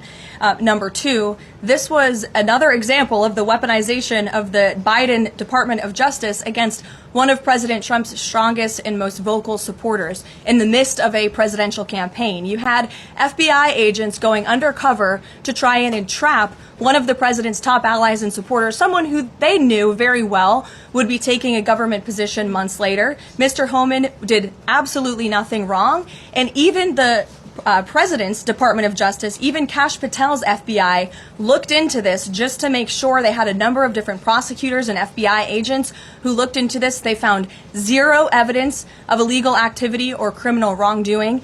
In the White House and the President stand by Tom Homen 100% because he did absolutely nothing wrong, and he is a brave public servant who has done a phenomenal job in helping the President shut down the border. All right, now, one of the things that was brought up yesterday is they never said in their statement, and Holman never said in the statement that he didn't take the money. And they said it was carefully, if you see the way that it was written, it doesn't say that none of this didn't happen, and it didn't say he didn't take the money. What it said is they found no criminal behavior and then went through those particular things. Well, now she is stating he never took the money. Mm-hmm. So if a video exists, as we have said, because we had said, well, if this is the story and this is a response from the administration, the Democrats are going to be screaming that tape be released. Mm-hmm. And after she said Holman did not take the $50,000, the sources aren't telling MSNBC. Well, they did. Apparently they did tell him they took the money. There's been no response, though, at all, and really no response from Democrats. This thing didn't have any legs yesterday after she said that. No. And you would think, again, if there's something out there, we'd see it. Well, here's the other point you'd look at. She's admitting that there was an investigation. Right. She's admitting that they attempted to entrap him. Mm-hmm. The next question is going to be, well, what happened when he was offered the money?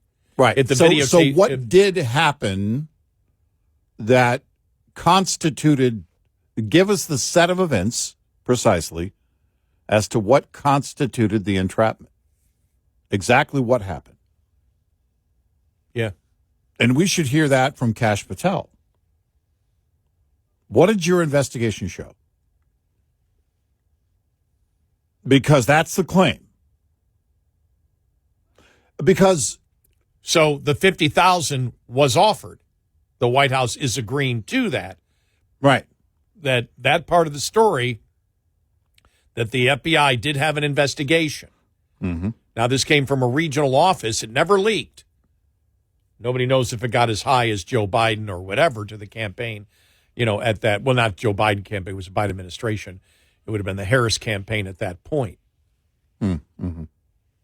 And again, though, he hadn't been appointed anywhere. Now, during the transition period, they could have used the leaked, if the story leaked, they could have used the story.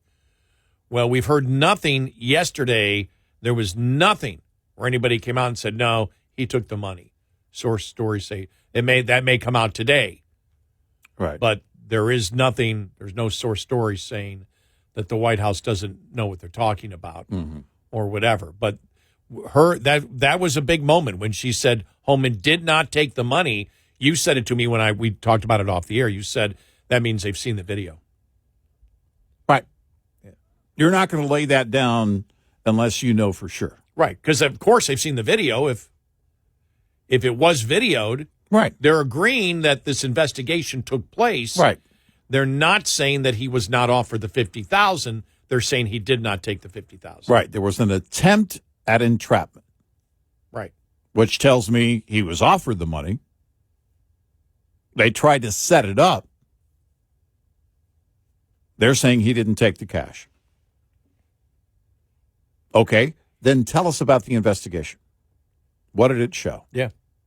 If it did, because that would be the next question the Democrats will ask. Well, if he didn't take the money and this was entrapment and you have it on video, you should show that in order to really destroy what the Biden administration was doing. And Why possibly bring somebody to whatever charges would apply, or certainly whatever remedy within the department if those FBI agents or whoever was involved in building that entrapment. If you're using the word entrapment right. for its legal term, not politically, you're just not throwing it out there politically, you're using it, and you do mean legal entrapment. Well, if that's the case, then if those agents are still there at the FBI, then there should be something done about that. There, whatever punishment applies. or whoever approved it. Right. And if they're not There should be consequences, right. If they're not there, it should be exposed anyway to show you what was going on during that time. So this is, it isn't over. Well, now it's a he said, she said. Right. He took the money. He didn't take the money. Well, but you have the evidence. With her saying that the investigation was done, then they have evidence. She's making it sound like they have evidence of entrapment. Of entrapment. Right. Or attempted entrapment. Right. Okay, now we need to see that. And she didn't say the video doesn't exist. Right. Because that's the source stories say the video exists showing him taking the money. Well, I want to know everything that Kash Patel knows. Yeah. Why not open it up? Because it would be another, again, solid attack of what Democrats were attempting to do. Right.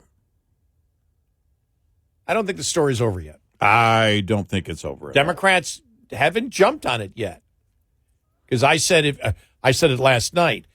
If they don't say he didn't take the $50,000, this thing's going to blow up by the end of the week.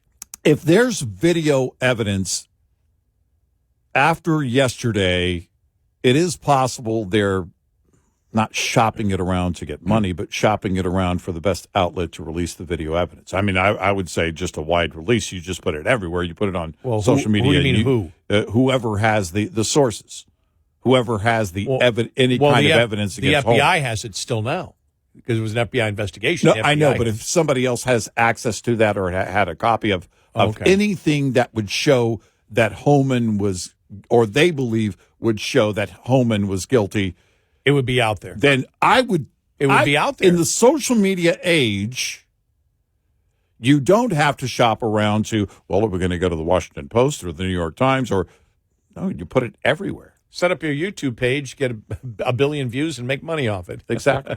And then you send out the information to every media group and say, here it is, here's the video. Yeah, you would think that there's no way they would say he didn't take the money if they've not seen the video. They've seen the video and they know he didn't take the money. Right. They've seen what they view as entrapment. Right. And if that's the case, then show us that too. My question is, why wouldn't you promote that from the very beginning? Here's what they tried to do to get ahead of it. Right. Yeah, this isn't new. This didn't just happen. Yeah, this would have been last year. Right. Probably summer going into fall. I guess. Yep. Yeah, because Yep. it was still the campaign was going on. Mm-hmm. Yeah. I really want to know more. I want to know This is more. one of those stories. I'd like to know what Kash Patel found. This is one of those stories that in my mind I'm saying to myself, and this is just from covering stories for such a long time, something doesn't make sense here. Right. Look, if Holman is innocent, and I truly hope he is, then show that entrapment attempt and demonstrate that. The FBI needs to have a press conference. Here's our investigation. Here's what it showed. Here's where the entrapment comes in. And he never took the money. Well, if the goal, one of your goals is to show what the last administration did in lawfare, why wouldn't you, I'll put it this way, why wouldn't you want to do that? Right.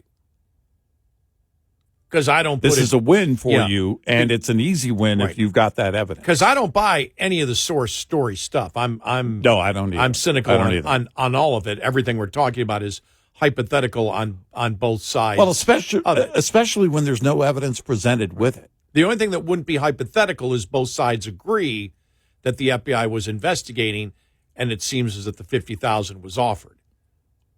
Yeah. But he didn't Because take the White House is calling that entrapment, Right. attempted entrapment, and saying, no law was broken. Okay, great. Show us the investigation.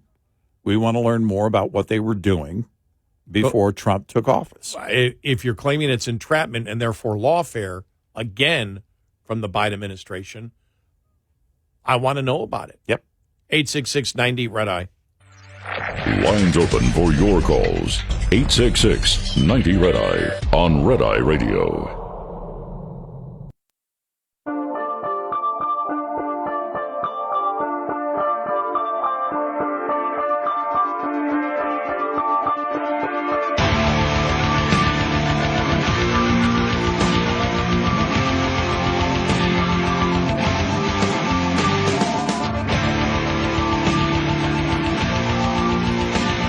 He's Eric Harley, and I'm Gary McNamara. Welcome and good morning. Reading this comment from X. Somebody tell this to Andrew McCarthy in National Review. I know, real shocker that they took the word of Fusion Ken. I guess that's Ken Delinian from MSNBC, and ran with it. Pretty sure, there's others that hit it more accurately. Andrew McCarthy did not take the word of anyone. Yeah. In that article. No. He simply said, here's the allegation.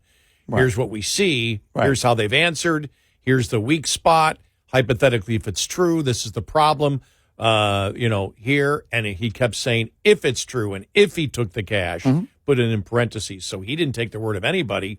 He saw the story and said, let's analyze the story as we do. Right. As we do in anything whenever they're trying to throw out a criminal allegation because the word bribe was used in it. Right. And so we broke it down. And again, followed up with Caroline Levitt saying he didn't take the money. So Right. now we know, though, that it's true. There was an FBI investigation because they're both agreeing the source story and the White House, they tried to set him up. Right.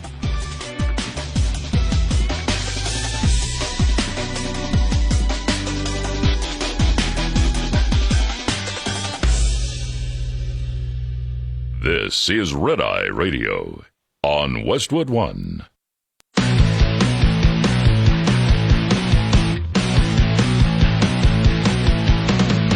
Now, it's Red Eye Radio. Gary McNamara and Eric Harley talk about everything from politics to social issues and news of the day. Whether you're up late or you're just starting your day, welcome to the show. From the Uniden America Studios, this is Red Eye Radio. All across America, he is Eric Harley, and I'm Gary McNamara. Welcome and good morning. Thanks for being here this morning. All right, the president holding a press conference yesterday on Tylenol and autism in children being born.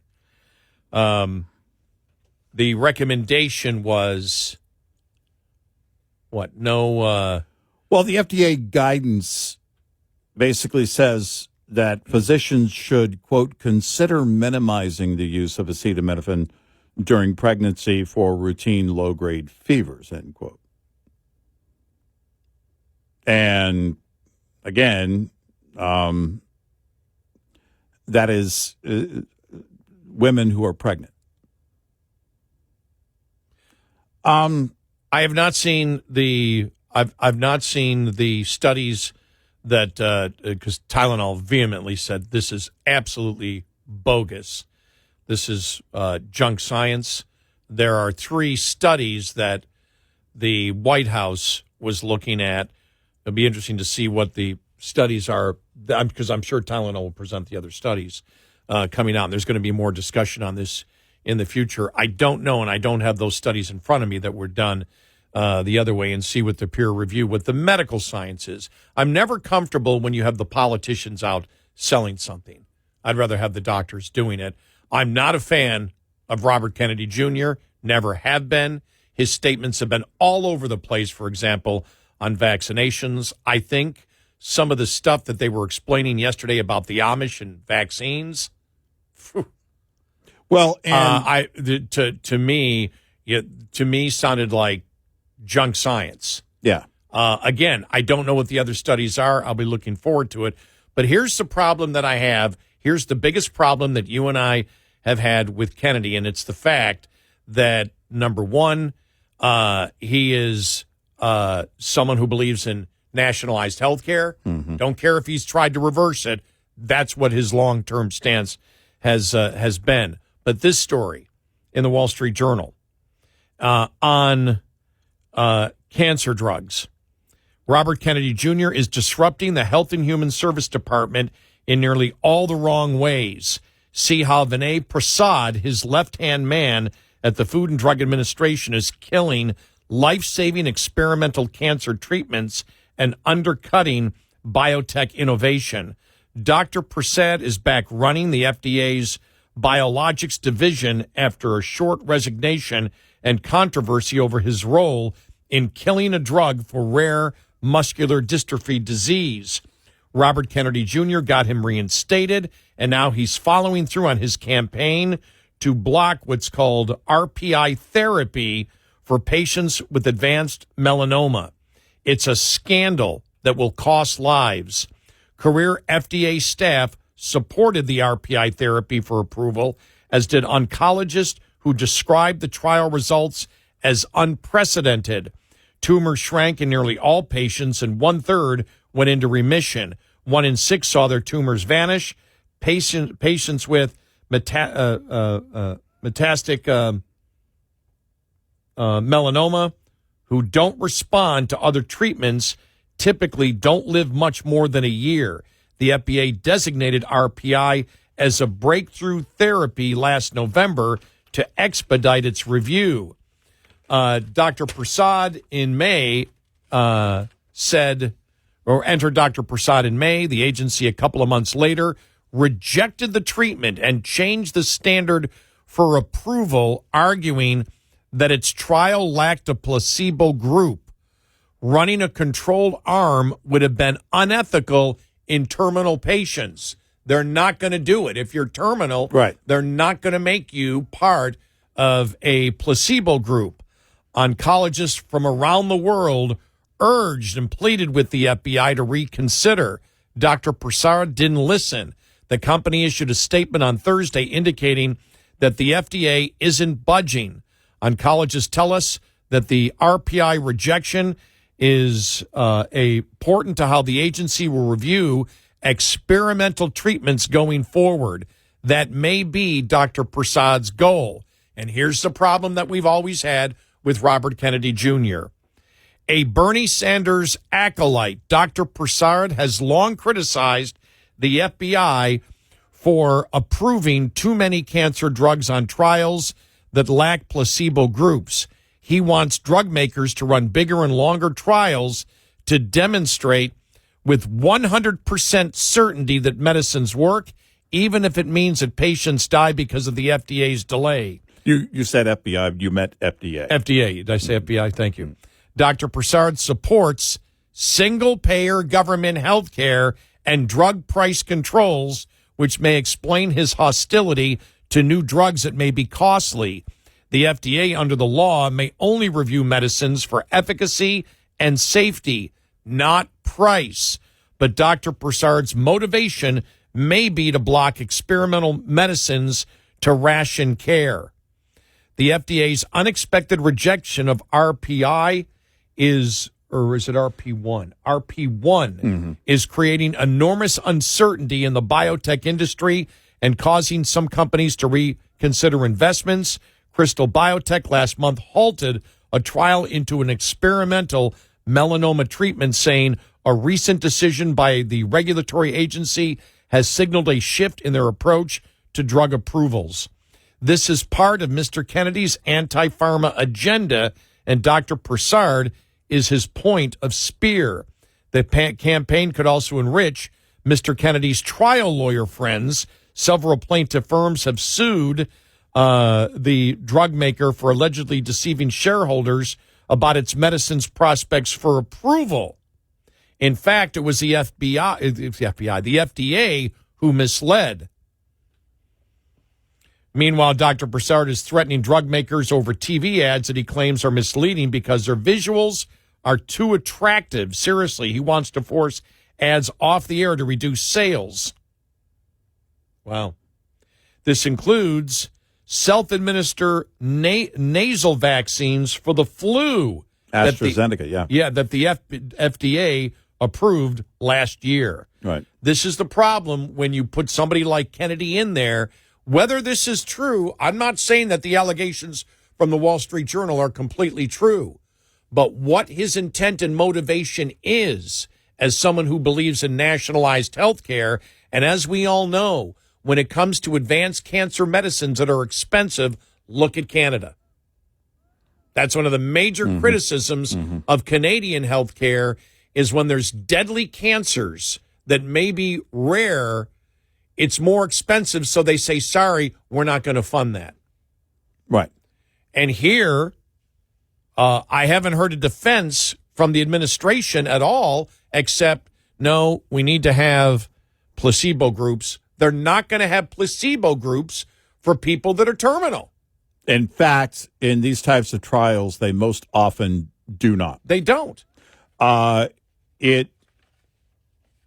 If there's no effective standard treatment, typically what they do is they compare it to whatever the new drug is that's part of the trial, to the current standard effective treatment.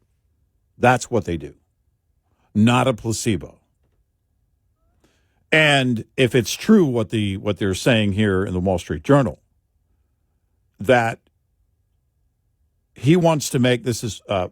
Prasad wants drug makers to run bigger and longer trials to demonstrate with 100% certainty that medicines work, even if this means patients die because of the FDA's delay. Well, 100% certainty. Yeah. You're not going to get to 100%. No, you're never going to get 100% certainty on any medicine. And bigger and longer trials, again, if this is accurate and true, means more costly drugs.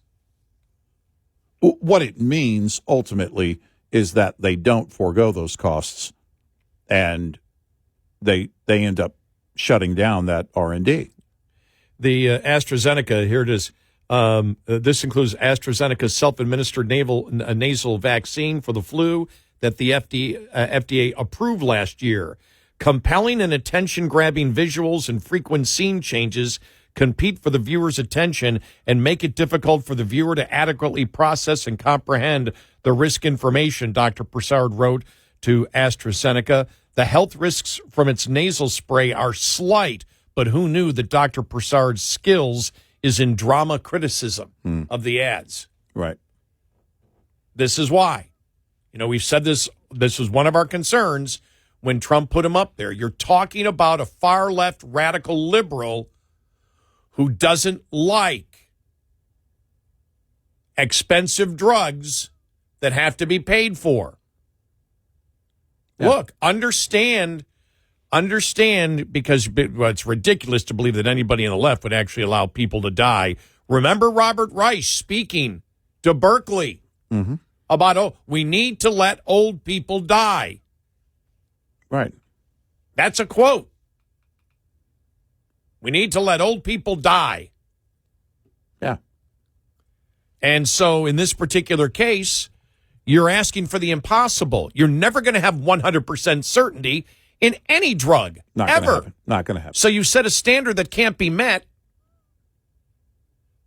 and then you set a standard that anyone, let me put it this way, if that's the standard they're setting, it can never be met. And if the standard is you have to have placebo groups for terminal patients, that's not going to happen. Nope. And they know that.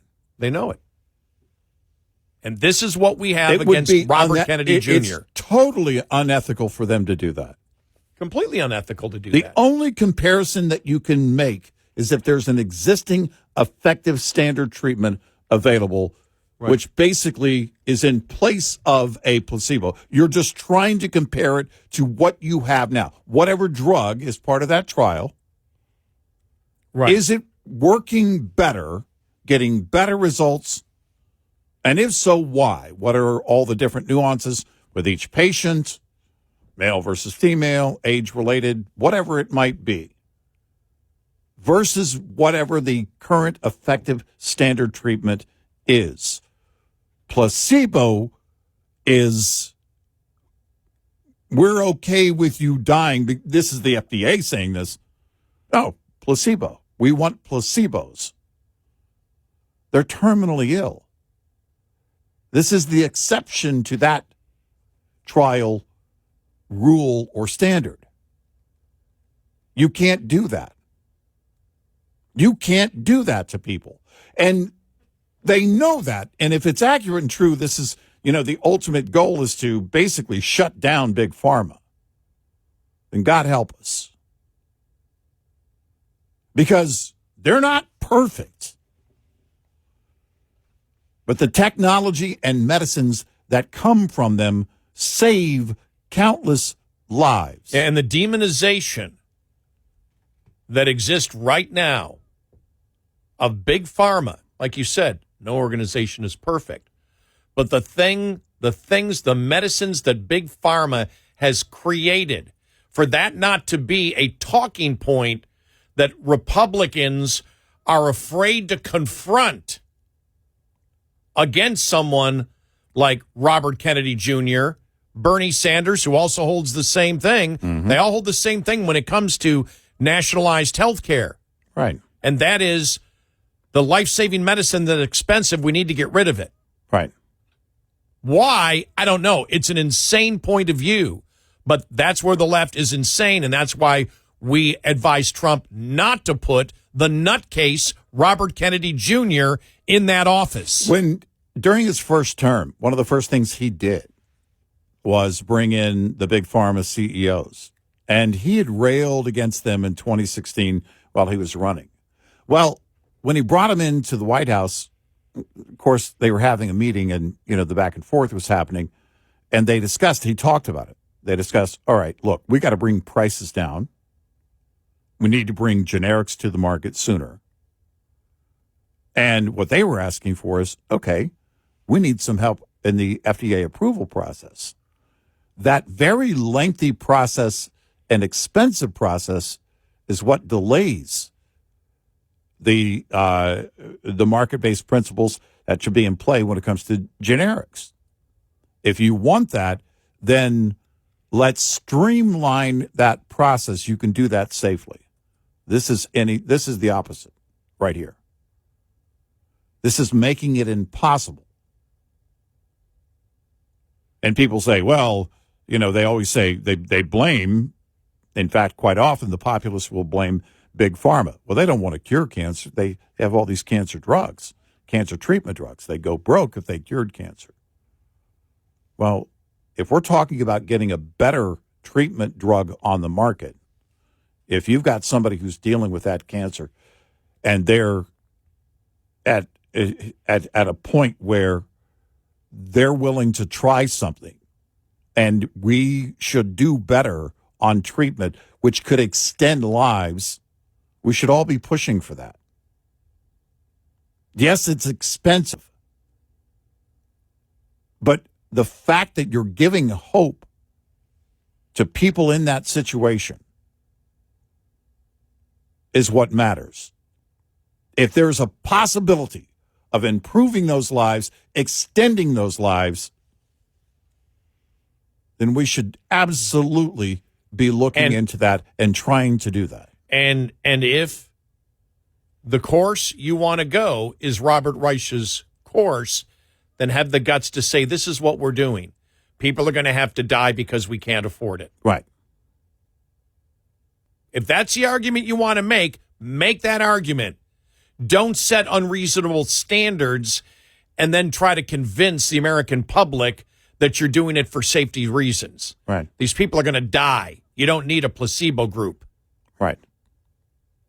Stop with the BS. People are going to die because of it, and they don't have to. Right. 866-90-RED-EYE. Brought to you by Hotshot Secret. Hi, I'm Jen Loomis, a transport safety expert at JJ Keller, and I'm here to share a tip on speed and space management. In order to manage speed, you need to understand the 4 factors involved in stopping a vehicle. Perception distance is the distance a vehicle travels from the time you see a hazard until your brain recognizes it. The perception time for an alert driver is approximately 3/4 of a second. Reaction distance is the distance a vehicle travels from the time your brain tells your foot to move from the accelerator until your foot hits the brake pedal. The average driver has a reaction time of 3/4 of a second. Brake lag distance also needs to be taken into account. When operating a vehicle with air brakes, it takes about half a second for the mechanical operation to take place. Finally, braking distance is the distance it takes a vehicle to stop once the brakes are applied. Braking distance is affected by the weight, length, and speed of the vehicle, as well as road condition. This tip was brought to you by JJ Keller and Associates. Visit us at jjkeller.com. Get in touch with Red Eye Radio, toll free at 866-90-RED-EYE.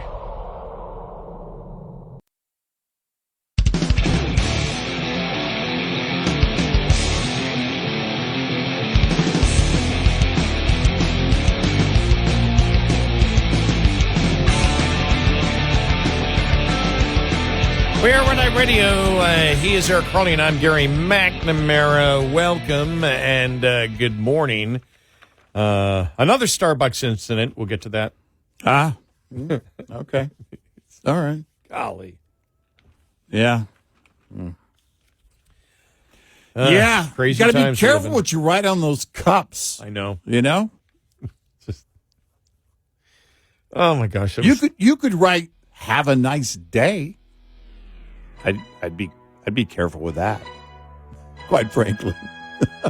I don't think they'll be saying, look, let's have our baristas talk about religion now. Right. Yeah. You probably don't want to do that.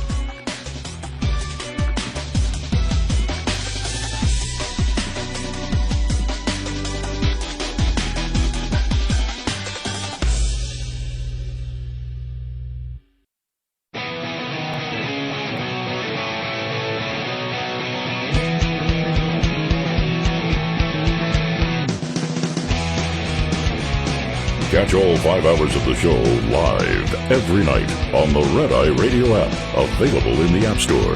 Red Eye Radio. And he is Eric Harley, and I'm Gary McNamara. Good morning and welcome. All right, let's talk about the shooting in Sacramento, the ABC station. Yeah. ABC 10. Prosecutors believe the suspect who allegedly opened fire on the ABC 10 station in Sacramento on Friday was politically motivated. Sacramento County District Attorney Thien Ho told National Review, explaining that the search of a suspect's vehicle yielded a note that criticized members of the Trump administration and appeared to reference the recent assassination of Charlie Kirk. The Sacramento Police Department, now follow all of this here because, of course, what you're going to go, figures. The Sacramento Police Department executed a search of the 64-year-old Annabelle Hernandez Santana's home, where they not only found the semi-automatic 9mm handgun he allegedly used to fire into the station multiple times, but also various pieces of evidence that suggest he was motivated by anti-Trump animus. The arraignment, originally scheduled for Tuesday, was moved up to Monday afternoon because of the nature of the crime. Monday's arraignment, however, was postponed because the suspect was still in federal court. They found a calendar that was attached to his refrigerator. He told National Review on that particular calendar for the date of September the 19th, he had written the following message for that date of the shooting: do the next scary thing. There was another search warrant executed inside the suspect's vehicle where more evidence was uncovered. Authorities discovered an anti-Trump book as well as a handwritten note which read, "For hiding Epstein and ignoring red flags, do not support Patel, Bongino, AG Bondi. They're next." The handwritten note was signed with the initial CK, and then the words, "from above," he explained. The DA's office believes CK stands for Charlie Kirk, leading officials to believe that there is evidence that this individual engaged in attacks on the media and the free press for political purposes. So they go through all of this. Okay, that's the background. Listen to this, though. Here we go. Santana, a lawyer, retired lobbyist, and, quote, educated liberal. I don't know where they got the quote from there. Okay. Was arrested Saturday morning after he allegedly shot into the lobby of the station. There were employees inside the office when he opened fire Friday afternoon. No one was injured. He was released after posting $200,000 bail. Yeah. But was rearrested by the FBI later in that day to face federal charges. Wow.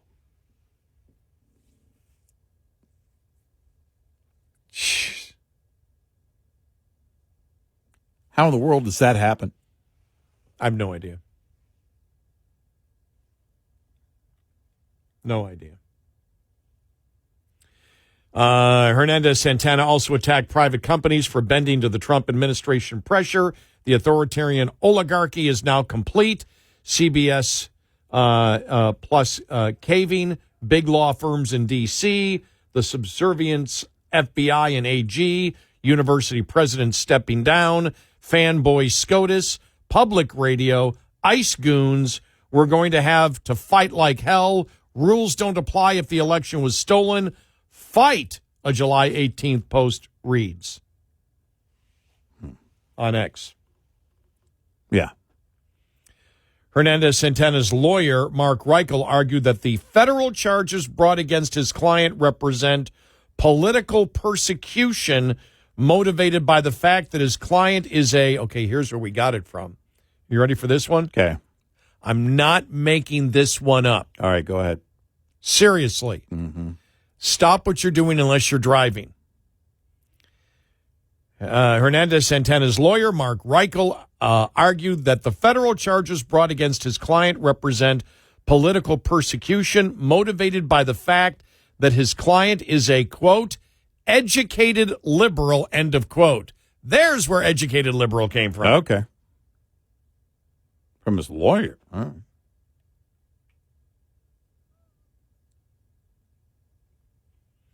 If you look at his social media, they're going to say, boy, it sure shows that he's a liberal and left wing.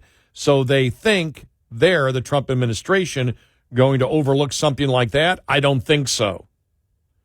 FBI Director Patel weighed in and said the FBI has taken into custody the suspect linked to the shooting into ABC 10 Sacramento station lobby under a federal hold for interference with licensed broadcast. Targeted acts of violence are unacceptable and would be pursued to the fullest extent of the law. So there you go. If convicted of all charges, could face a maximum sentence of up to 17 years in state prison, plus 6 years and $260,000 in fines for the federal charges. There you go. Wow. How did he get out on bail? He's not a danger. Well, that's how Jimmy Kimmel. He only fired shots into a building. That's how Jimmy Kimmel can start his show tonight. Yeah. So this MAGA goon that shot up that ABC 10 building. Right.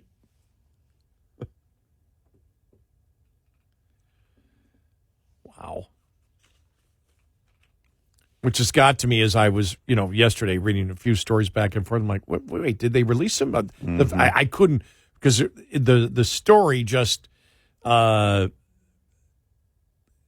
all over the place the way they wrote the story. The first one that I read. I'm like, well, the feds didn't. There's no way. I'm like, there's no way the feds released him because the authorities released him. I'm like, the feds could. I'm guaranteed the feds didn't release him. No, it was the local police released him. Yeah. On $200,000 bail. Wow. Wow. Man, oh man. Yeah. You shake your head. Well, again, it's but everything who's the judge that agreed with that bail? There had to be a judge involved. Right? Yeah. Because you're talking. This is somebody who authorities say is dangerous, fired shots into a building. Yeah, into a TV station. People were in there. How do you not see that as, well, he could be a danger to a number of people. He could be a danger to anybody. We're not going to let him go. We're not going to, sorry. No bail.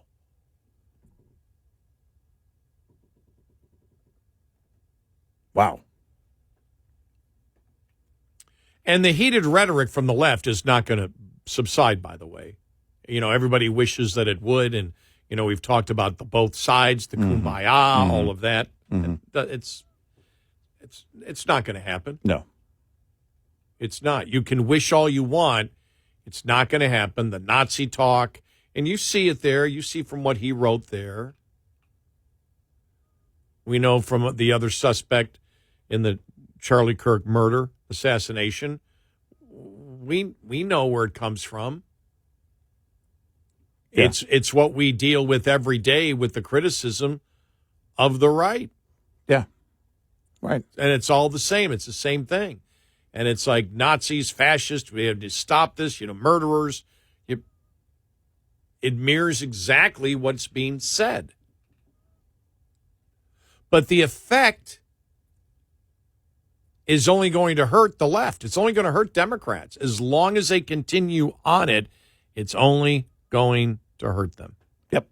Not going to help them. Yep. But they're not going to give up.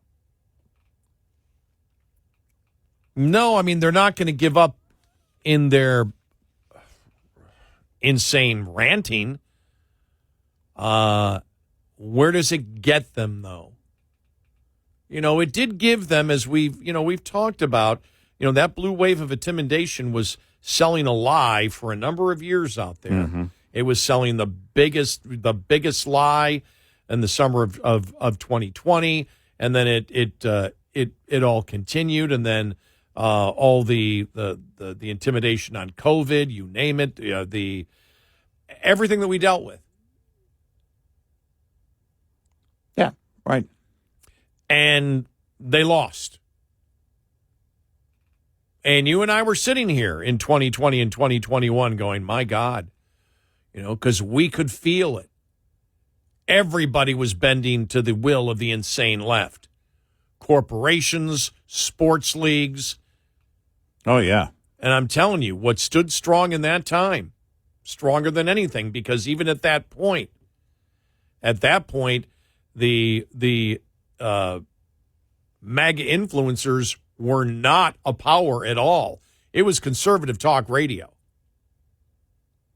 Yeah, we were pretty much the only group that was standing against that.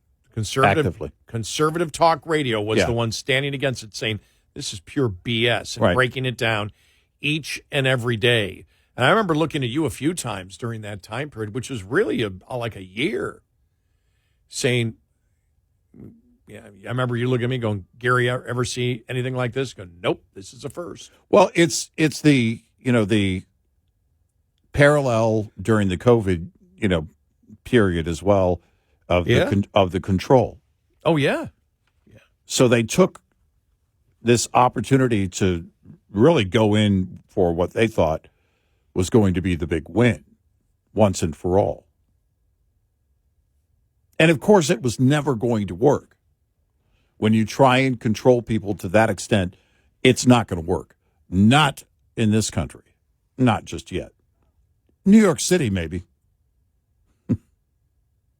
But it's not going to happen on a wide scale because both were going on at the same time. Yeah, and I was including the whole COVID, in that. Right. And the things that were going on. I can still remember the people that would gather in their vehicles for church services. Yeah. And they would stay in their car and they were being arrested. Remember the surfing guy that the police went after? He's surfing alone out, it was in California somewhere, and they busted him. Remember the discussion and the streets of L.A.? If you didn't have a mask on, even if you were walking alone, you were going to be arrested by police. Remember all that stuff? Remember all the people that wanted to come across the southern border, and because we didn't know if they had their vaccines, we turned them all away. Oh, wait, that didn't happen. No. Remember anybody who was trying to have a conversation about the lab leak theory? Yeah. You were shut down. You were throttled. Mm-hmm.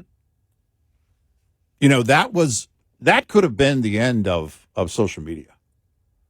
That could have been the end, truly, of social media if that wasn't discovered and remedied. And at the same time, it was the height, really, of critical race theory. The radical transgender movement was just, all of it was moving in that direction. The lie that police departments across the nation are all systemically racist to hunt down and kill blacks, and yet all the major corporations, sports leagues, just all jumped aboard on all of it. Mm-hmm. And they were just intimidated as hell to fight back. I will say this, conservative talk radio was not afraid to fight back on that one at all. No. And I really look at that time, and I'll always be proud. Not that I agree with every conservative talk show host that calls themselves conservative at all. We have major disagreements with the Republican Party and people that call themselves conservative that we don't believe are conservative. They may be populist, but it was, in that case, it was talk radio that said, no, this is crap. Yeah. And now the country has turned around and said, for the most part, this is crap. Oh, yeah. It's full on rejected now. With the exception of the few leftover radicals that were a part of it from the beginning. Yeah.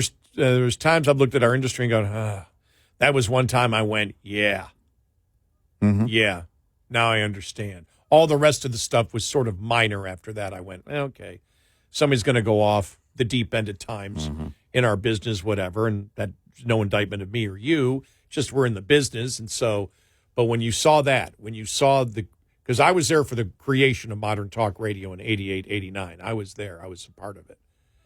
And to go through all the ups and downs that it has, and then see that and how conservative talk radio was the one that stood strong in 2020. And so did other newspapers, Wall Street Journal, Fox News, whatever. 866-90 Red Eye. We'll be right back with more Red Eye Radio with Eric Harley and Gary McNamara.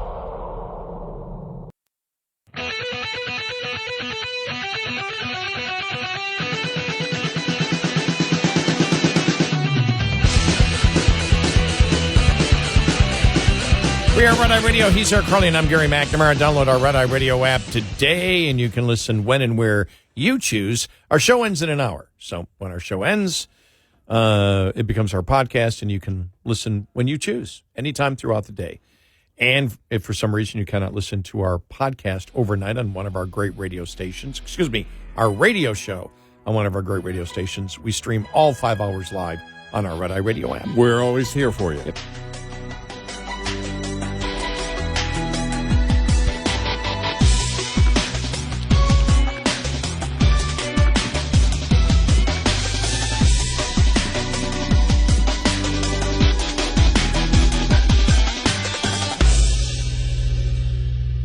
This is Red Eye Radio on Westwood One.